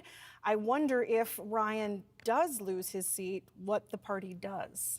I wonder what they would do too, although I think it's probably, first of all, Nicole Sarr would never say anything but that the night of the election with Ryan Miley 210 votes ahead of his opponent. She'll let that play out. I think she's pretty politically astute in that regard. There's still some interesting races to watch. Saskatoon Eastview could flip Murray, Eric Lawson in some trouble there, but we're looking at a board that started right where we left off at our last vote, 48-13. Funny you should mention that. And I wonder what your closing thoughts are after 4 years and, well, not 4 years, but the last time we voted in by-elections, it was 48-13. Well, the kids won't get this, Steph, but you and I will talk for a moment. You remember that season on Dallas that didn't happen? When Bobby Ewing just kind of remembered it and it kind of... Just had a dream? I'm pretty much feeling that way about 28 days of Saskatchewan campaign, because we're right back where we started in. And for the NDP, that means they're right back to the same problems. We've spoken about the lack of women in their caucus. The Sask Party, it's a particular problem. We have the same looking legislature we always had, probably the same issues, because that's what Scott Moe was again talking about tonight. I guess the Sask Party liked those results. I'm not so sure the NDP do. So if you don't like those results, maybe you need to think about a way to change them. And here's a pretty good way of changing them. Reassess where you are. I don't think Ryan Miley can function as leader of the Sask Party, even if he wins his seat, if he takes this position. It has to be a little bit more centrist of a view. In rural Saskatchewan, they're being pressured from the right, the far right, with the Buffalo Party, for heaven's sake. So what's the NDP doing according to left? There's no Liberals. 3 of them ran tonight. There's ground there for them to be gained. In the pragmatic way, I think the NDP and Ryan Miley have to take a serious self-assessment if Ryan Miley wins. And if he doesn't, I think that's the job of the next NDP leader. Merelda, what do you think the opposition needs to do? Well, you can give me your final thoughts on anything, but you're the one who said early on this evening that you saw the NDP infighting. We see Regina Walsh-Akers, NDP infighting has probably led to a decision there where the Sask Party has taken that seat away from them, a long-time stronghold. And I'm getting messages, even as we speak, from people who say Ryan Miley didn't want me to be part of rebuilding this party. Yeah, I think, they're going to have to really sort of look hard and say, okay, we need to figure out who we're including and where we're going. They need their old base back. They need that old machine back. And they're going to have to sort of come together and pool that. At the same time, I think the Saskatchewan Party then is going to have to say to itself, we are in a really good position where the only thing that could happen is we could lose. So where could we lose? Where are our vulnerabilities? And both parties will have to start looking at that, because whether you lose big or win big, those vulnerabilities will really eat away at you. Yeah, and as we've said, it's a historic night. Even though the NDP didn't change very much, it's a big win for the Saskatchewan Party. So. All right, thanks, Stephanie. I do want to go back to Eric one last time in the evening. Eric, what are your final thoughts on how this has all played out? The seats may be the same, but the percentages are certainly different. Yeah, that's right. And just looking across the province, the Saskatchewan Party at this point had more than 50% of the popular vote in every region of Saskatchewan. So it really just is the latest in a pattern of incumbent governments doing very well in the midst of the pandemic. We saw New Brunswick, the Progressive Conservative government there was a minority government. They secured a majority. We saw the NDP in BC just over the weekend. Again, they were a minority. They got a majority. The Saskatchewan Party not only secured another majority, they got one that's just as big as before. So it does show that, at least in this pandemic, it is a national crisis, a global crisis. Governments are actually doing well out of it. You go back to the Great Depression, that's when governments were being defeated. But in this one, in this pandemic, in this economic turmoil, governments are being rewarded for their handling of the pandemic. And Scott Moe is just the latest one in Canada to be rewarded for his governing of his province during the COVID-19 crisis. Thanks for all your insight tonight, Eric. We certainly appreciate it. And we're going to head over to Kendall Latimer at NDP headquarters. Kendall? Well, Sam, the momentum and the hope that we talked about at the beginning of the night have certainly dispersed from the headquarters here. You can feel that lingering sense of disappointment. The party had hoped to make big gains tonight, including with a strong lead for Ryan Miley. That hasn't happened. As we see, he's only leading by about 200 votes right now, likely too close to call. We'll have to wait for those mail-in ballots to find out what the fate of the party leader will be. And of course, that's exactly the position that the party did not want to be in tonight. And so the party that campaigned against the status quo has ended up presenting its voters, its supporters with their own status quo. Right now we're seeing them with about 13 seats. Of course, there are still a few things that can flip-flop, but right now the future is looking pretty disappointing and unknown for them.